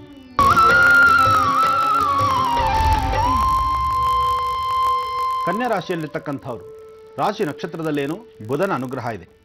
ನೀವು ಮಾಡ್ತಕ್ಕಂಥ ಕಾಯಕ ಕೆಲಸ ಸಿದ್ಧಿ ಆಗತ್ತೆ. ಆದರೆ ಮನೆಯಲ್ಲಿರ್ತಕ್ಕಂಥ ಹಿರಿಯರ ಮಾರ್ಗದರ್ಶನದಂತೆ ನಡೀತಕ್ಕಂಥದ್ದು ಬಹಳ ಉತ್ತಮವಾಗುತ್ತೆ. ಹಿರಿಯರ ಮಾತನ್ನು ನಾವು ಲೆಕ್ಕಕ್ಕೆ ತೆಗೆದುಕೊಳ್ಳದಿರ ಅವರ ಮಾತನ್ನು ಉಲ್ಲಂಘಿಸಿ ನಾವು ಮುಂದೆ ನಡೆದಿದ್ದೇ ಆದರೆ ಖಂಡಿತ ಸಮಸ್ಯೆಗಳ ಸೆರೆಮಾಲೆ ನಿಮ್ಮದಾಗತ್ತೆ. ನೀವೇನೇ ಕೆಲಸ ಮಾಡಬೇಕಾದರೂ ಇನ್ನೊಬ್ಬರ ಮಾರ್ಗದರ್ಶನ ಬೇಕು. ನಿಮ್ಮ ಸ್ವಂತ ಜ್ಞಾನ ಎಷ್ಟೇ ಇದ್ದರೂ ಇನ್ನೊಬ್ಬರಲ್ಲಿ ಕೂತಿದ್ದು ಸಮಂಜಸವಾಗಿದೆಯೋ ಇಲ್ವೋ, ಸರಿಯೋ ತಪ್ಪೋ ಅದರ ಒಂದು ಅವಲೋಕನ ಬೇಕು. ಇದನ್ನು ನಡೆಸಿದ್ರೆ ಖಂಡಿತ ಕಾರ್ಯಸಿದ್ಧಿ ಆಗುತ್ತೆ, ಒಳ್ಳೆಯ ಯಶಸ್ಸಾಗುತ್ತೆ. ಹಾಗೆ ಸಾಧ್ಯವಾದರೆ ಇವತ್ತಿನ ದಿವಸ ಹಸಿದಿರತಕ್ಕಂಥವರಿಗೆ ನಿಮ್ಮ ಕೈಯಿಂದ ಒಂದಿಷ್ಟು ಅನ್ನದಾನವನ್ನು ಮಾಡಿ. ಕನ್ಯಾ ರಾಶಿಯವರು ಅನ್ನದಾನ ಮಾಡೋದ್ರಿಂದ ಸಾಕಷ್ಟು ಯಶಸ್ಸನ್ನು ನೋಡ್ತೀರಿ. ಒಳ್ಳೆಯದಾಗಲಿ. ಹಾಗೆ ವೀಕ್ಷಕರೇ, ವಿರಾಮ ತೆಗೆದುಕೊಳ್ಳೋಕ್ಕೂ ಮುನ್ನ ಮತ್ತೊಮ್ಮೆ ತಿಳಿಸ್ತಾ ಇದ್ದೇವೆ, ಭಾನುವಾರ ಗುರೂಜಿಯವರು ಬರ್ತಾ ಇದ್ದಾರೆ. ಬೆಂಗಳೂರಿನ ರಾಜಾಜಿನಗರ 2ನೇ ವಿಭಾಗ 37ನೇ ಅಡ್ಡರಸ್ತೆಯಲ್ಲಿ ವಿದ್ಯಾ ಗಣಪತಿ ಯುವಕರ ಸಂಘ ಇವರು ಆಯೋಜಿಸಿರುವಂತಹ ಗಣೇಶೋತ್ಸವದಲ್ಲಿ ಪಾಲ್ಗೊಳ್ಳಿಕ್ಕೆ ಬರ್ತಾ ಇದ್ದಾರೆ. ಅಷ್ಟೇ ಅಲ್ಲ, ಅಲ್ಲಿ ಮಹರ್ಷಿ ಸಾಂತ್ವನ ಕಾರ್ಯಕ್ರಮ ಕೂಡ ಜರುಗ್ತಾ ಇದೆ. 16ನೇ ವರ್ಷದ ಗಣಪತಿ ಉತ್ಸವವನ್ನ ಇವರು ಮಾಡ್ತಾ ಇದ್ದಾರೆ. ಹಾಗಾಗಿ ಖಂಡಿತ ನೀವು ಬಂದು ಭಾಗವಹಿಸಬಹುದು. ಗುರುಜಿ, ಸಮಯ ಎಷ್ಟೊತ್ತಿಗೆ ಅಂತ ತಿಳಿಸ್ರಿ. ಬೆಳಗ್ಗೆ 7 ಗಂಟೆಯಿಂದಲೇ ಪೂಜಾ ಕೈಂಕರ್ಯ ಎಲ್ಲ ಪ್ರಾರಂಭವಾಗಿರುತ್ತೆ ಗುರುಜಿ. ಪೂಜಾ ಕಾರ್ಯಕ್ರಮ ಬೆಳಗ್ಗೆ ಪ್ರಾರಂಭವಾಗಿರುತ್ತೆ. ಅವತ್ತು ಅನಂತ ಚತುರ್ದಶಿ ಪ್ರಾರಂಭ ಆಗುತ್ತೆ. ಅಂದರೆ ಅನಂತನ ಹುಣ್ಣಿಮೆ, ಅನಂತ ಚತುರ್ದಶಿ ಅಂತ ಏನಿದೆ, ಅನಂತ ಪದ್ಮನಾಭ ವ್ರತ ಮಧ್ಯಾಹ್ನಕ್ಕೆ ಪ್ರಾರಂಭ ಆಗುತ್ತೆ. ಅನಂತ ಪದ್ಮನಾಭ ಮಧ್ಯಾಹ್ನ ಪ್ರಾರಂಭವಾದ್ರಿಂದ ಬೆಳಗಿನ ಅನುಷ್ಠಾನಗಳು ಬಹಳ ವಿಶೇಷವಾಗಿ ನಡೀತಿರುತ್ತೆ. ಆದರೆ ಅನಂತ ಪದ್ಮನಾಭ ವ್ರತವನ್ನು ಮಾಡ್ತಕ್ಕಂಥದ್ದು ಸೋಮವಾರ. ಅವತ್ತು ಒಂದು ವಿಶೇಷ, ನನ್ನ ಹುಟ್ಟುದಬ್ಬ. ಹೌದು ಗುರುಜಿ. ಅದರಿಂದ ಅನಂತ ಪದ್ಮನಾಭರ ಹುಟ್ಟುದಬ್ಬ ನಂದು. ಅದರಿಂದ ನಾನು ಬೆಳಗಿನ ಕಾರ್ಯಕ್ರಮಗಳನ್ನು ಅನುಷ್ಠಾನ ಮುಗಿಸಿ 11 ಗಂಟೆಗೆ ಈ ಕಾರ್ಯಕ್ರಮಕ್ಕೆ ಬರ್ತೇನೆ. ಇನ್ನೊಂದು ಕರೆಯನ್ನೀಗ ಸ್ವೀಕರಿಸೋಣವಾ? ಹಲೋ. Hello madam. ನಮಸ್ತೆ. ನಮಸ್ತೆ ಮಾ, ಯಾರು ಮಾತಾಡ್ತಿರೋದು? ನನ್ನ ಹೆಸರು ಗೌರಮ್ಮ ಅಂತ ಮೇಡಮ್, ಬಂಡೆ ವಂಶದಿಂದ ಮಾತಾಡ್ತಾ ಇದ್ದೀನಿ. ಯಾರ ಬಗ್ಗೆ ಕೇಳ್ಬೇಕಿತ್ತು ಗೌರಮ್ಮ ಅವರೇ? ನನ್ನ ಬಗ್ಗೆನೇ ಮೇಡಮ್. ನಮ್ಮ ಯಜಮಾನ್ರು ತೀರೋಗಿ 3 ವರ್ಷ ಆಯ್ತು ಮೇಡಮ್. ಗುರೂಜಿ ಇದಾರೆ, ಮಾತಾಡಿಮ್ಮ. ಹಲೋ. ನಮಸ್ತೆ ಗುರುಜಿ. ನಮಸ್ತೆ ತಾಯಿ, ಹೇಳಮ್ಮ. ಚೆನ್ನಾಗಿದ್ದೀರಾ ಗುರುಜಿ? ಚೆನ್ನಾಗಿದ್ದೀನಮ್ಮ, ನೀವು ಚೆನ್ನಾಗಿದ್ದೀರಾ? ನೋಡಿ ಸರ್, ನಾನು ಗುರುಜಿ, ನಾವು ನಮ್ಮ ಯಜಮಾನ್ರು ತೀರೋಗಿ 3 ವರ್ಷ ಆಯ್ತು ಗುರುಜಿ. ನನ್ನ ಆರೋಗ್ಯನೂ ಚೆನ್ನಾಗಿಲ್ಲ. ನೋಡೋದಕ್ಕೆ ನಮ್ಮ ಅತ್ತೆ ನಮ್ಮ ಇಬ್ರು ಚಿತ್ರಹಿಂಸೆ ಕೊಡ್ತಾರೆ ಗುರುಜಿ. ನನಗೆ ಮುಟ್ಕೊಂಡೇ ಬಿಡ್ತಾರೆ ಗುರುಜಿ. ನಮ್ಮ ಯಜಮಾನ್ರ ಭಾಗ ಏನಿದೆ ಅದನ್ನೆಲ್ಲ ಕೇಳಕ್ ಹೋದ್ರೆ ನಮ್ಗೆ ಹೊಡೆಯಕ್ ಬರ್ತಾರೆ ಗುರುಜಿ. ಅವ್ರು ನಮ್ಗೆ ಬೈತಾರೆ, ಮನೆ ತೊಂದರೆ ಕೊಡ್ತಾ ಇದಾರೆ ಗುರುಜಿ ಅವರು. ಎಲ್ಲಿ ತಾವಿರೋದು? ಬಂಡೆ ಬಾಕ್ಸಂದ್ರ ಅಂತ ಗುರುಜಿ, ಬೆಂಗಳೂರು ಹತ್ರನೇ ಬರುತ್ತೆ. ಬೆಂಗಳೂರು ಹತ್ರ? ಕೊತ್ನೂರ್ ಹತ್ರ ಬರುತ್ತೆ, 700 ಕ್ರಾಸ್. ಹೇಳು ಗುರುಜಿ, ನನ್ನ ಕಷ್ಟ, ನಾನು ಏನ ಹುಟ್ಟಿದ್ರೆ ತಪ್ಪ ಅನ್ನಷ್ಟು ಕಷ್ಟದಿತ್ತು ಗುರುಜಿ ನಾನು. ಇಲ್ಲಮ್ಮ, ಹೆಣ್ಮಕ್ಕಳಿಗೆ ಇದೊಂದು ಶಾಪು ಅಥವಾ ಅವರು ಬೇಕು ಅಂತ ಬೆಳೀತಕ್ಕಂಥದ್ದಲ್ಲ, ಏನೋ ಒಂದು ಪ್ರಾರಬ್ಧ ಕರ್ಮ ಇದನ್ನೆಲ್ಲ ಬಾಧಿಸ್ತಕ್ಕಂಥದ್ದು. ಆದರೂ ಈ ಒಂದು ವಿಚಾರವಾಗಿ ನಾನು ಹಿಂದೆ ಸಾಕಷ್ಟು ಬಾರಿ ತಿಳಿಸಿದ್ದೇನೆ. ಅವ್ರವ್ರಿಗೆ ಸಂಬಂಧಪಟ್ಟಂತಹ ಏನೇನಿದೆ, ಅವ್ರಿಗೆ ಸಂಬಂಧಪಟ್ಟಂಥ ಆಸ್ತಿ ಅಂತಸ್ತಿರಲಿ, ಬಿಡುಗಾಸಿರಲಿ, ಎಷ್ಟೇ ಒಂದು 4 ಕಾಸಾದರೂ ಬರೋದನ್ನು ಅವ್ರ ಪಾಡಿಗೆ ಅವ್ರು ಕೊಟ್ಬಿಟ್ರೆ ಅವರು ನೆಮ್ಮದಿಯಾಗಿರ್ತಾರೆ. ಅವ್ರ ಪರಿವಾರಕ್ಕೆ ಸಂಬಂಧಪಟ್ಟಂಥದ್ದಿರುತ್ತೆ. ಆದರೆ ಅದರ ಮಧ್ಯದಲ್ಲಿ ಮೂಗು ತೋರಿಸಿ ಇನ್ನೊಬ್ಬರಿಗೆ ನೋವು ಕೊಡ್ತಕ್ಕಂಥದ್ದು ಸಮಂಜಸ ಅಲ್ಲ. ಇದನ್ನು ಯಾರಾದರೂ 4 ಜನ ಹಿರಿಯರನ್ನು ಕೂಡಿಸ್ಕೊಂಡು ಒಂಚೂರು ಮಾತಾಡ್ತಕ್ಕಂಥದ್ರಲ್ಲಿ ತಪ್ಪಿಲ್ವಲ್ಲ ತಾಯಿ? ಅವರಲ್ಲಿ ನ್ಯಾಯಾಲಯದ ಗುರುಜಿ ನಾನು ಸಾಕಷ್ಟು ಸರಿ ಪಂಚಾಯತ್ ಸೇರಿದ್ರಿ. ಅವರಲ್ಲಿ ಪಂಚಾಯತ್ ಎಲ್ಲ ಮಾಡ್ತಾರೆ. ಪಂಚಾಯತಿಗೆ ಅವರು ನ್ಯಾಯಕ್ಕೆ ಬರೋದಿಲ್ಲ ಗುರುಜಿ. ಅವ್ರು ಅದಕ್ಕೆ ತಲೆ ತಗ್ಸೋದಿಲ್ಲ ಅಂತಾರೆ ಗುರುಜಿ. ನಾವೇ ದೊಡ್ಡವರನ್ನ ಮಠದಲ್ಲಿ ನಡ್ಕೊಂತ ಇದಾರೆ ಗುರುಜಿ ಅವರು. ನನಗೆ ಮಕ್ಳಿಲ್ಲ, ಹೇಳದ್ಕೊಳ್ಳಕ್ಕೆ ಮಕ್ಳಿಲ್ಲ. ನೋಡಿದ್ರೆ ನನ್ಗೆ ಏಜ್ ಬಂದು 35 ಗುರುಜಿ. ನನ್ಗೆ ಏಜ್ ಬಂದು ನನಗೆ ಅವರು ಸ್ವಚ್ಛವಾಗಿ ನಿಂತ್ಕೊಂಡು ನನ್ಗೆ ಆರೋಗ್ಯನೇ ಚೆನ್ನಾಗಿಲ್ಲ ಗುರುಜಿ. ಒಂದ್ ದಿವಸ ಚೆನ್ನಾಗಿದೆ, ಒಂದ್ ದಿವಸ ಚೆನ್ನಾಗಿರೋದಿಲ್ಲ ಗುರುಜಿ. ಫುಲ್ ಲೋ BP ನನ್ಗೆ ಗುರುಜಿ. ಅವ್ರ ಮರೆಯಕ್ಕೆ ನನ್ ಕೈಲಿ ಆಗ್ತಾ ಇಲ್ಲ ಗುರುಜಿ. ನಾನು ತುಂಬಾ ಕಷ್ಟದಲ್ಲಿ ಇದ್ದೀನಿ ಗುರುಜಿ. ಕಷ್ಟ ಆಗುತ್ತೆ ತಾಯಿ. ಈ ಚಿಕ್ಕ ವಯಸ್ಸಿಗೆ ಈ ತರಹ ಎಲ್ಲ ನೋವು ಅನುಭವಿಸೋದಿದೆಯಲ್ಲ, ಇದು ತುಂಬಾ ಕಷ್ಟ ತಾಯಿ. ನನಗೆ ಅರ್ಥವಾಗತ್ತೆ ಈ ಬಾಧೆ. ನನಗೆ ಅಣ್ಣ ತಮ್ಮಂದ್ರು ಕೂಡ ಹೆಲ್ಪ್ ಮಾಡ್ತಾ ಇಲ್ಲ ಗುರುಜಿ. ನಾನು ಯಾರ ಹತ್ರ ಹೇಳ್ಕೋಬೇಕು ಅಂತ ಗೊತ್ತಾಗ್ತಾ ಇಲ್ಲ ಗುರುಜಿ. ಇಲ್ಲಮ್ಮ, ಧೈರ್ಯ ತಂದ್ಕೊಳಮ್ಮ. ಖಂಡಿತ ಒಳ್ಳೇದಾಗತ್ತೆ. ಭಗವಂತ ಯಾವುದೋ ಒಂದು ರೀತಿಯಲ್ಲಿ ಒಳ್ಳೇದು ಮಾಡೇ ಮಾಡ್ತಾನೆ ನೋಡಮ್ಮ. ಯಾವಾಗ ಗುರುಜಿ ಅಂತ ಒಳ್ಳೆ ದಿನ ಯಾವಾಗ ಬರ್ತದೆ ನಾನು ಕಾಯ್ತಾನೆ ಇದ್ದೀನಿ ಗುರುಜಿ. ಖಂಡಿತ ಒಳ್ಳೇದಾಗತ್ತಮ್ಮ. ನಾನು ನಿನಗೆ ಒಳ್ಳೇದಾಗತ್ತೆ ಅನ್ನೋ ಧೈರ್ಯ ನಾನು ತುಂಬೋದಷ್ಟೇ ತಾಯಿ. ಏಕೆಂದರೆ ಪರಿಸ್ಥಿತಿ ನಿನ್ನಂತೆ ಮನಸ್ಸು ನೊಂದಿರ್ತಕ್ಕಂಥ ಹೆಣ್ಣು ಮಕ್ಕಳು ಸಮಾಜದಲ್ಲಿ ಸಾಕಷ್ಟು ಜನ ಇದ್ದಾರೆ ತಾಯಿ. ಒಬ್ಬೊಬ್ರು ಒಂದೊಂದು ಥರ ಸಮಸ್ಯೆಗಳಲ್ಲಿ ನರಳ್ತಾ ಇದ್ದಾರೆ. ಆದರೆ ಎಲ್ಲೋ ಒಂಚೂರು ಬೆಳಕು ಬೇಕಾಗಿದೆ.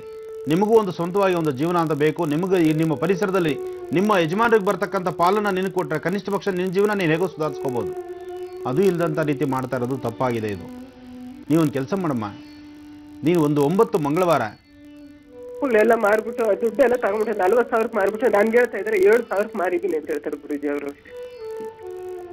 ಇರ್ಲಿ ತಾಯಿ, ಚಿಂತೆ ಮಾಡಬೇಡಮ್ಮ. ನಾನು ಹೇಳೋ ಒಂದು ಅನುಷ್ಠಾನ ಮಾಡ್ಕೊ. ಇರೋದ್ರಲ್ಲಿ ಸ್ವಲ್ಪ ಮಟ್ಟಿಗೆ ನಿನಗೆ ಒಂಚೂರು ಅನುಕೂಲ ಆಗುತ್ತೆ.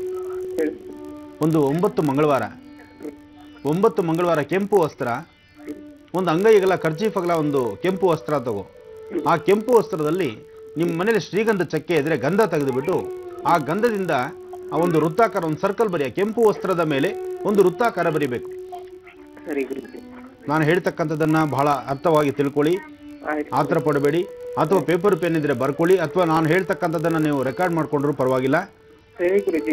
ಈಗ ನನ್ಗೆ ಅರ್ಥ ಆಗಿಲ್ಲ. ಏನು ಸಾಯಂಕಾಲ ರಿಪೀಟ್ ಹಾಕೊಂಡು ನಾನು ಕೇಳ್ಕೊಂತೀನಿ ಗುರುಜಿ, ಅದ್ರ ಬಗ್ಗೆ ಬರ್ಕೊಂತೀನಿ ಗುರುಜಿ. ಅಂದ್ರೆ ಗೊತ್ತಾಗಿದೆ ನಮ್ಮ ಮಹರ್ಷಿ ಮುಸ್ಸಂಜೆ ನಿಮಗೂ ಗುರುಜಿ. ಈ ಟಿವಿ ಕನ್ನಡದಿಂದನೂ ನಾನು ಆವಾಗ್ಲಿಂದನೂ ಕಾಲ್ ಮಾಡ್ತಿದ್ದೆ ಗುರುಜಿ. ನೀವು 3 ಸರಿ ನನ್ ಕನ್ಸಲ್ ಬಂದಿದ್ರು. ನೆನ್ನೆ ರಾತ್ರಿ ಕೂಡ ಕನ್ಸಲ್ ಬಂದಿದ್ರು ಗುರುಜಿ. ನನ್ ಜೊತೆ ಮಾತಾಡಿದ್ರು ಗುರುಜಿ ನೀವು. ಒಳ್ಳೇದಾಗ್ಲಿ ತಾಯಿ.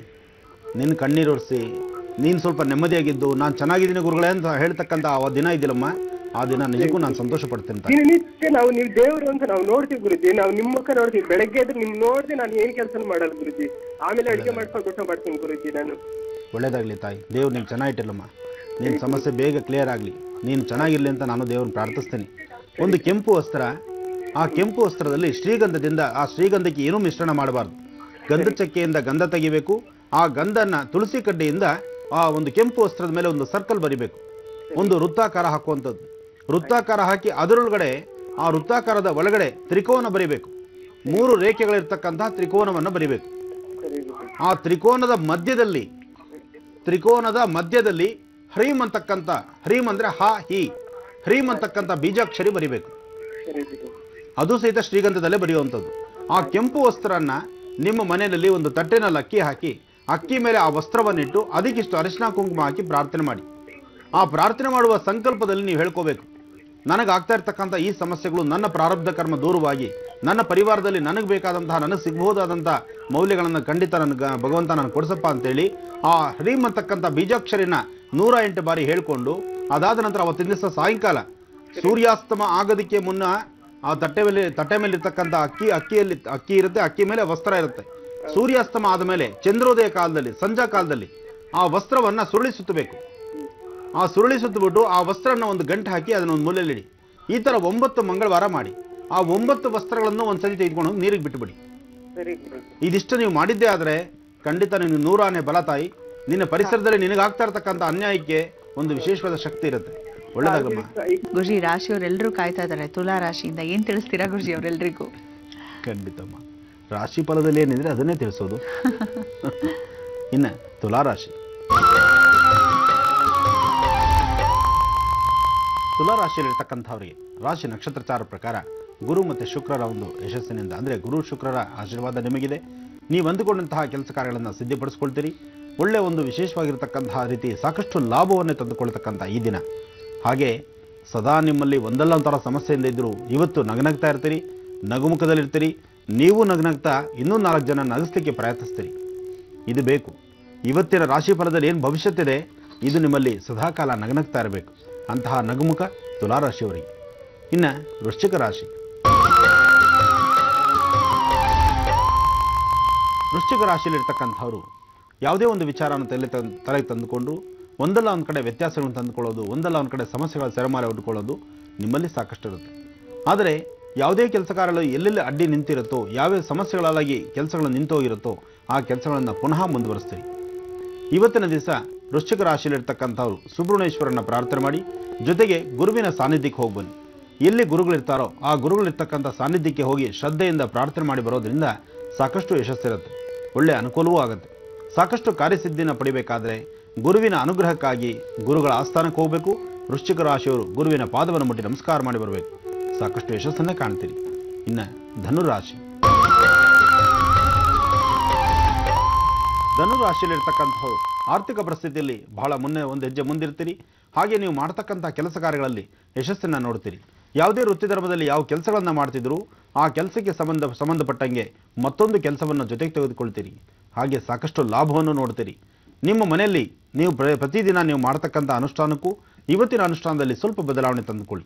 ಇವತ್ತು ಮನೆಯಿಂದ ಆಚೆ ಹೊರಡುವಂಥ ಕಾಲದಲ್ಲಿ ನಿಮ್ಮ ಮನೆದೇವರನ್ನ ಪ್ರಾರ್ಥನೆ ಮಾಡಿ, ನಿಮ್ಮ ಮನೆಯ ಪ್ರಧಾನ ದ್ವಾರ ವಾಸ್ಕಲ್ನ ಮುಟ್ಟಿ ನಮಸ್ಕಾರ ಮಾಡಿಕೊಂಡು ಮನೆಗಿರ್ತಕ್ಕಂಥವ್ರಿಗೆ ಹೊರಡು ಬರ್ತೀನಿ ಅಂತ ಹೇಳ್ತಕ್ಕಂಥ ಒಂದು ಒಳ್ಳೆ ಮಾತು ಹೇಳಿ ನಂತರ ಆಚೆ ಹೊರಡಿ.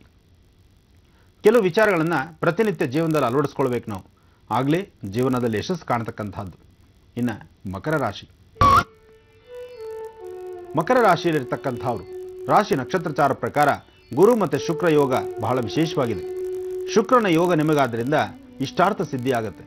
ಹಾಗೆ ಭೂಮಿಗೆ ಸಂಬಂಧಪಟ್ಟ ಕೆಲಸ ಮತ್ತು ಯಾವುದೇ ವೃತ್ತಿ ಧರ್ಮದಲ್ಲಿರ್ತಕ್ಕಂಥವ್ರು ನಿಮ್ಮ ವೃತ್ತಿ ಧರ್ಮದಲ್ಲಿರ್ತಕ್ಕಂಥ ಕೆಲಸಗಳನ್ನು ಮತ್ತಷ್ಟು ಅಭಿವೃದ್ಧಿಪಡಿಸ್ಕೊಳ್ಳೋದಕ್ಕೂ ನಿಮ್ಮ ಆತ್ಮೀಯರಾಗಲಿ, ಜೊತೆಲಿರ್ತಕ್ಕಂಥವರಾಗಲಿ, ಬಂಧು ವರ್ಗದವರಾಗಲಿ ಎಲ್ಲರ ಸಹಾಯ ತೆಗೆದುಕೊಂಡು ಮತ್ತಷ್ಟು ಒಂದು ಹೆಜ್ಜೆ ಮುಂದೆ ಹಾಕ್ತಕ್ಕಂಥ ವಿಶೇಷವಾದಂಥ ದಿನ. ಹಾಗೆ ಶತ್ರುಗಳು ಸಾಕಷ್ಟಾಗಿರ್ತಾರೆ. ಆ ಶತ್ರುಗಳನ್ನು ದೂರ ಮಾಡಿಕೊಂಡು ನೆಮ್ಮದಿ ತಂದುಕೊಳ್ಳಬೇಕಾದ್ರೆ ಇವತ್ತಿನ ದಿವಸ ಶ್ರೀನಿವಾಸನ ಪ್ರಾರ್ಥನೆ ಮಾಡಿ ಶ್ರೀನಿವಾಸನ ಅನುಗ್ರಹಕ್ಕೆ ಪಾತ್ರರಾಗಿ. ಒಳ್ಳೆಯದಾಗಲಿ. ಇನ್ನು ಕುಂಭರಾಶಿ,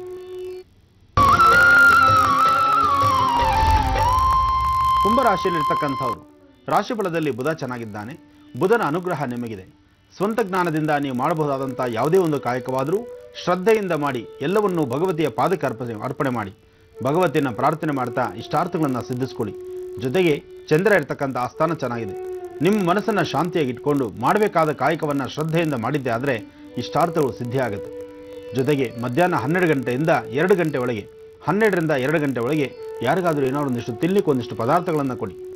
ಇನ್ನೊಬ್ಬರ ಹಿತಚಿಂತನೆಗೋಸ್ಕರ ಇನ್ನೊಬ್ಬರ ಒಳಿತಿಗಾಗಿ ನೀವು ಮಾಡ್ತಕ್ಕಂತಹ ಕಾಯಕಗಳಿಗೆ ಮತ್ತಷ್ಟು ಕಾರ್ಯಸಿದ್ಧಿಯಾಗಲಿ ಅಂಥೇಳಿ ಮಹಾಗಣಪತಿನ ಪ್ರಾರ್ಥನೆ ಮಾಡಿ ಗಣಪನ ಆರಾಧನೆ ಮಾಡೋದ್ರಿಂದ ಇಷ್ಟಾರ್ಥ ಸಿದ್ಧಿಯಾಗುತ್ತೆ. ಒಳ್ಳೆಯದಾಗಲಿ. ಇನ್ನು ಕಡೆ ರಾಶಿ ಮೀನರಾಶಿ,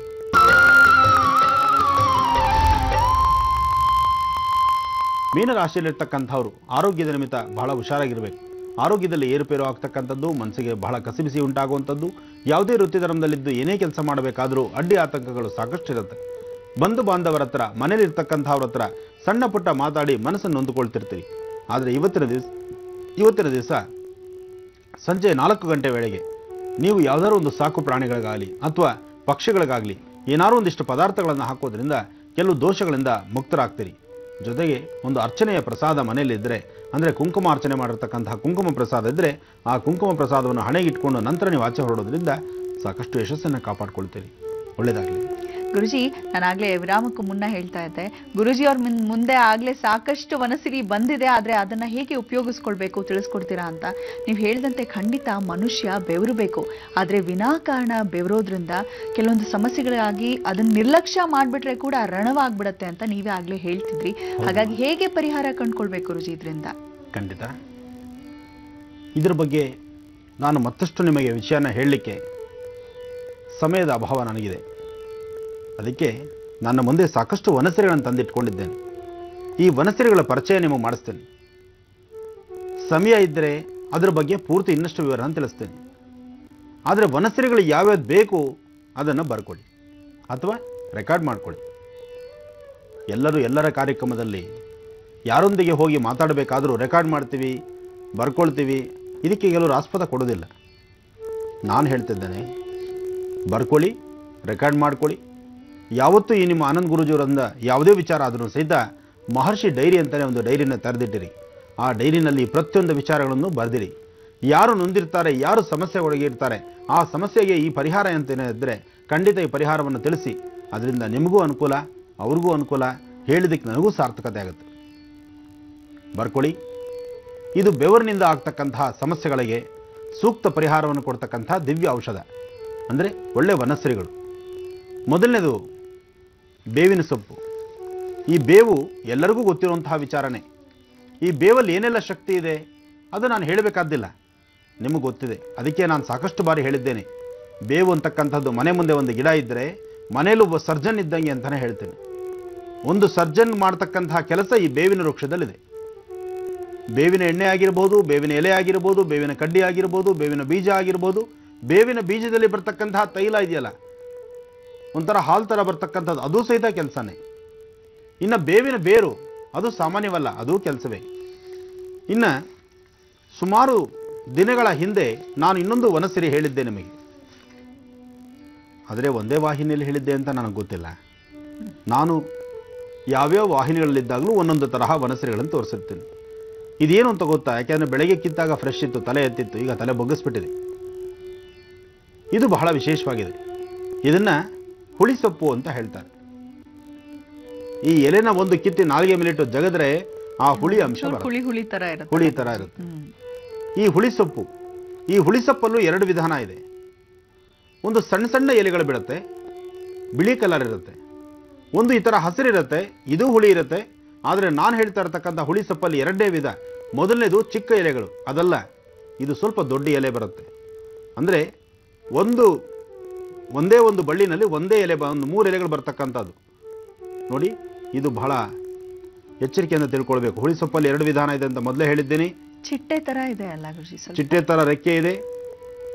ಒಂದು ಬಳ್ಳಿನಲ್ಲಿ ಒಂದು ಪೂರ್ತಿ ಹೇಳಬೇಕಾ ನೋಡಿ, ಇದಿಷ್ಟು ಒಂದೇನೆ, ಇದಿಷ್ಟು ಒಂದು, ಇದರಲ್ಲಿ ಬರ್ತಕ್ಕಂಥದ್ದು 3 ಎಲೆ. ಇದೆಲ್ಲ ಬಹಳ ತಿಳ್ಕೊಳ್ಳುವಂಥ ವಿಚಾರ. ಯಾಕೆಂದರೆ ಆಯುರ್ವೇದಿಕ್ಕು, ಗಿಡಮೂಲಿಕೆಗಳು, ವನಸಿರಿಗಳು ಅರ್ಥವಿಲ್ಲದಂಥ ರೀತಿ ಏನೋ ಮಾಡೋಕ್ಕೋ ಏನೋ ಮಾಡ್ಕೊಂಡ್ವಿ ಅಂತದ್ದು ಆಗಬಾರ್ದು. ವಿಚಾರ ತಿಳ್ಕೊಳ್ಬೇಕು. ಬೇವಿನ ಸೊಪ್ಪು, ಈ ಹುಳಿಸೊಪ್ಪು, ಇವೆರಡು ಆಯ್ತಾ? ಹುಳಿಸೊಪ್ಪು ಮತ್ತು ಬೇವಿನ ಸೊಪ್ಪು ಬರ್ಕೊಂಡಿದ್ದೀರಿ. ಇದಾದ ನಂತರ ಅಶ್ವಗಂಧ. ಇದಂತೂ ಎಲ್ಲರಿಗೂ ಗೊತ್ತಿರುತ್ತೆ. ಈ ಅಶ್ವಗಂಧ ಬರೀ ಚರ್ಮಕ್ಕೆ ಮಾತ್ರ ಸಂಬಂಧಪಟ್ಟದ್ದಲ್ಲ, ಅಶ್ವಗಂಧ ಆಹಾರವಾಗೂ ತೆಗೆದುಕೊಳ್ಬೋದು. ಹಾಗೆ ಇವತ್ತು ನಾನು ತೋರಿಸ್ತಾ ಇರ್ತಕ್ಕಂಥ ಎಲ್ಲವೂ ಆಹಾರವಾಗೂ ತೆಗೆದುಕೊಂಡ್ರೂ ತಪ್ಪಲ್ಲ. ಇದು ಅಶ್ವಗಂಧ. ಅಶ್ವಗಂಧ ಪುಡಿನೂ ಸಿಗುತ್ತೆ. ಇದು ಚಕ್ಕೆ. ಇದು ಈ ಕಡ್ಡಿ, ಅಶ್ವಗಂಧದ ಬೇರಿನ ಕಡ್ಡಿ ಇದೆಯಲ್ಲ, ಇದು ಬಹಳ ಕೆಲಸ ಮಾಡುತ್ತೆ. ಈ ಕಡ್ಡಿನ ನೀರಲ್ಲಿ ನೆನೆಸಿರಬೇಕು. ಅಶ್ವಗಂಧ ಆಯಿತು, ಹುಳಿಸೊಪ್ಪಾಯಿತು, ಬೇವಾಯಿತು. ಇನ್ನು ಬೇವಿನ ಕಡ್ಡಿ, ಬೇವಿನ ಎಲೆನಲ್ಲಿರ್ತಕ್ಕಂತಹ ಸ್ವಾರಸ್ಯವೇ ಬೇರೆ, ಕಡ್ಡಿಯಲ್ಲಿರ್ತಕ್ಕಂತಹ ಸ್ವಾರಸ್ಯವೇ ಬೇರೆ. ಈ ಕಡ್ಡಿ ಸಹಿತ ಕುಟ್ಟಿ ಪುಡಿ ಮಾಡ್ಕೋಬೇಕು. ಬೇವಿನ ಕಡ್ಡಿ ಒಣಗಿಸಿ ಅದನ್ನು ಕುಟ್ಟಿ ಪುಡಿ ಮಾಡಬೇಕು. ಬೇವಿನ ಕಡ್ಡಿ ಆಗ್ಬೋದು ಅಥವಾ ಬೇವಿನ ಚಕ್ಕೆ ಆಗ್ಬೋದು. ಚಕ್ಕೆನೂ ಕೆಲಸ ಮಾಡುತ್ತೆ, ಬೇವಿನ ಕಡ್ಡಿನೂ ಕೆಲಸ ಮಾಡುತ್ತೆ. ಚಕ್ಕೆ ಆದರೆ ಬಹಳ ಒಳ್ಳೆಯದು. ಯಾಕೆಂದರೆ ಬಲತು ಆ ಮೇಲ್ಭಾಗದ ತೊಗಟೆ ಅದು ಬಹಳ ವಿಶೇಷ. ಅದನ್ನು ಕುಟ್ಟಿ ಪುಡಿ ಮಾಡ್ಕೋಬೇಕು. ಇನ್ನು ಅದಾದ ನಂತರ ಲೋಳೆ ಸರ, ಅಲೋವೆರಾ. ಈ ಅಲೋವೆರಾದ ಬಗ್ಗೆ ಅಂತೂ ಅದು ನಿಮ್ಮೆಲ್ಲರಿಗೂ ಗೊತ್ತೇ ಗೊತ್ತು. ಸಣ್ಣ ಮಕ್ಕಳಿಂದ ಹಿಡಿದು ವಯಸ್ಸಾದಂಥವ್ರೆಲ್ಲರಿಗೂ ಗೊತ್ತು. ಹೆಣ್ಣು ಮಕ್ಕಳಂತೂ ಪ್ರತಿ ದಿವಸ ಬೆಳಗ್ಗೆ ಎದ್ದು ಮುಖ ತೊಳೆಯೋದಕ್ಕಿಂತ ಮುನ್ನ ಇದರ ರಸವನ್ನು, ಇದರೊಳಗಿರ್ತಕ್ಕಂಥ ಜಲ್ಲ ಅಂಶ ಏನಿದೆ ಆ ಒಂದು ಅಂಶವನ್ನು, ಅಂದರೆ ನೀರಿನಂತಹ ಅಂಶವನ್ನು ಮುಖಕ್ಕೆ ಹಚ್ತಾರೆ, ಕೈಗಾಲಿಗೆ ಹಚ್ತಾರೆ, ಕಪ್ಪು ಕಲೆಗಳಿರ್ತಕ್ಕಂತಹ ಸ್ಥಳಗಳಿಗೆ ಹಚ್ತಾರೆ. ಅಂದರೆ ಮುಖ ಕಾಂತಿ ಆಗುತ್ತೆ, ಚರ್ಮ ಮೃದುವಾಗುತ್ತೆ, ಸುಕ್ಕುಗಟ್ಟೋದಿಲ್ಲ. ವಯಸ್ಸಾದರೂ ಸಹಿತ ವಯಸ್ಸಾಗಿದ್ದಂತಹ ರೀತಿಯಲ್ಲಿ ಕಾಣ್ತಾರೆ. ವಯಸ್ಸಾಗಿ ಸುಕ್ಕುಗಟ್ಟಿರ್ತಕ್ಕಂಥ ಚರ್ಮಗಳನ್ನು ಪುನಃ ಯಥಾಸ್ಥಿತಿ ಕಾಪಾಡ್ತಕ್ಕಂಥ ಒಂದು ಶಕ್ತಿ ಈ ಅಲೋವೆರಾಗಿದೆ. ಇದು ಅಲೋವೆರಾದಲ್ಲಿ 2 ವಿಧಾನ ಇದೆ. ಅಲೋವೆರಾನು ಬಹಳ ವಿಶೇಷ ಶಕ್ತಿ. ಇನ್ನು ಅಲೋವೆರಾ ಆಯ್ತಲ್ಲ, ಇದಾದ ತಕ್ಷಣ ತುಳಸಿ ಯಾರಿಗೂ ಗೊತ್ತಿಲ್ಲ. ತುಳಸಿಯ ಮಹಿಮೆ ಎಷ್ಟು ಸಾಮಾನ್ಯವೇ. ಭಗವಾನ್ ಮಹಾವಿಷ್ಣು ವಿಷ್ಣುವಿನ ಮುಂದೆ ಬೇಕಾದಂಥ ಎಲ್ಲ ಪುಷ್ಪಗಳನ್ನು ಸಹಿತ ತೆಗೆದಿಟ್ಟರು. ಎಲ್ಲ ಪುಷ್ಪಗಳಿಂದ ತಾಯಿ ಅಲಂಕಾರ ಮಾಡಿ ವಿಷ್ಣುವಿನ ಪಾದಕ್ಕೆ ಪುಷ್ಪಗಳನ್ನು ಹಾಕಿದ್ರೆ ವಿಷ್ಣು ತನ್ನ ಸ್ವಹಸ್ತದಿಂದ ತುಳಸಿ ಮಾಲೆಯನ್ನು ತೆಗೆದು ತಾನೇ ಕೊಳ್ಳಗೆ ಹಾಕ್ಕೊಳ್ತಾನಂತೆ. ಅಂದರೆ ತುಳಸಿಯ ಸ್ಥಾನ ಹೃದಯದಲ್ಲಿ ಇಟ್ಕೊಳ್ತಾನೆ. ಈ ತುಳಸಿಗಷ್ಟು ಶಕ್ತಿ ಇದೆ. ಈ ತುಳಸಿ ಎಲೆ ಸಹಿತ ನಮಗೆ ಈ ಒಂದು ಅಂಶಕ್ಕೆ ಬೇಕಾಗಿರ್ತಕ್ಕಂಥದ್ದು. ಅಲ್ಲಿಗೆ ತುಳಸಿ, ಅಲೋವೆರಾ, ಅಶ್ವಗಂಧ, ಬೇವಿನ ತೊಗಟೆ, ಬೇವಿನ ಎಲೆ, ಹುಳಿಸೊಪ್ಪು ಇದೆಲ್ಲ ಒಂದಾದರೆ ಇದಕ್ಕೆ ತತ್ಸಮಾನವಾಗಿ ಚರ್ಮಕ್ಕೆ ಕಾಂತಿ ಕೊಡ್ತಕ್ಕಂಥದ್ದು. ಚರ್ಮಕ್ಕೆ ಕಾಂತಿ ಕೊಡ್ತಕ್ಕಂಥದ್ದು ಯಾವುದು? ಕಡಲೆಕಾಳು. ಈ ಕಡಲೆಕಾಳನ್ನು ನೋಡಿದ್ದೀರಿ, ಅದು ಪಾಕೆಟ್ ಇದೆ, ಬಿಚ್ಚೋದು ಬೇಡ, ಬಿಚ್ಚಿ ಸಮಯ ಇರುತ್ತಾ ವೇಸ್ಟ್ ಮಾಡ್ಕೊಳ್ಳೋದು ಬೇಡ. ಕಡಲೆಕಾಳು ಸಣ್ಣ ಕಡಲೆಕಾಳು, ಕಾಬೂಲ್ ಕಡಲೆ ಅಲ್ಲ, ಸಣ್ಣ ಕಡಲೆಕಾಳು. ಇವೆಲ್ಲವನ್ನು ಇಟ್ಕೊಂಡು ಏನು ಮಾಡಬೇಕು? ಸಮಯ ಕಾಯೋದಕ್ಕಿಂತ ನಾಳೆವರೆಗೂ ನೀವು ಕಾಯಬೇಕು. ಸಮಯ ಮುಗಿತಾ ಬಂತು. ಒಳ್ಳೆಯದಾಗಲಿ.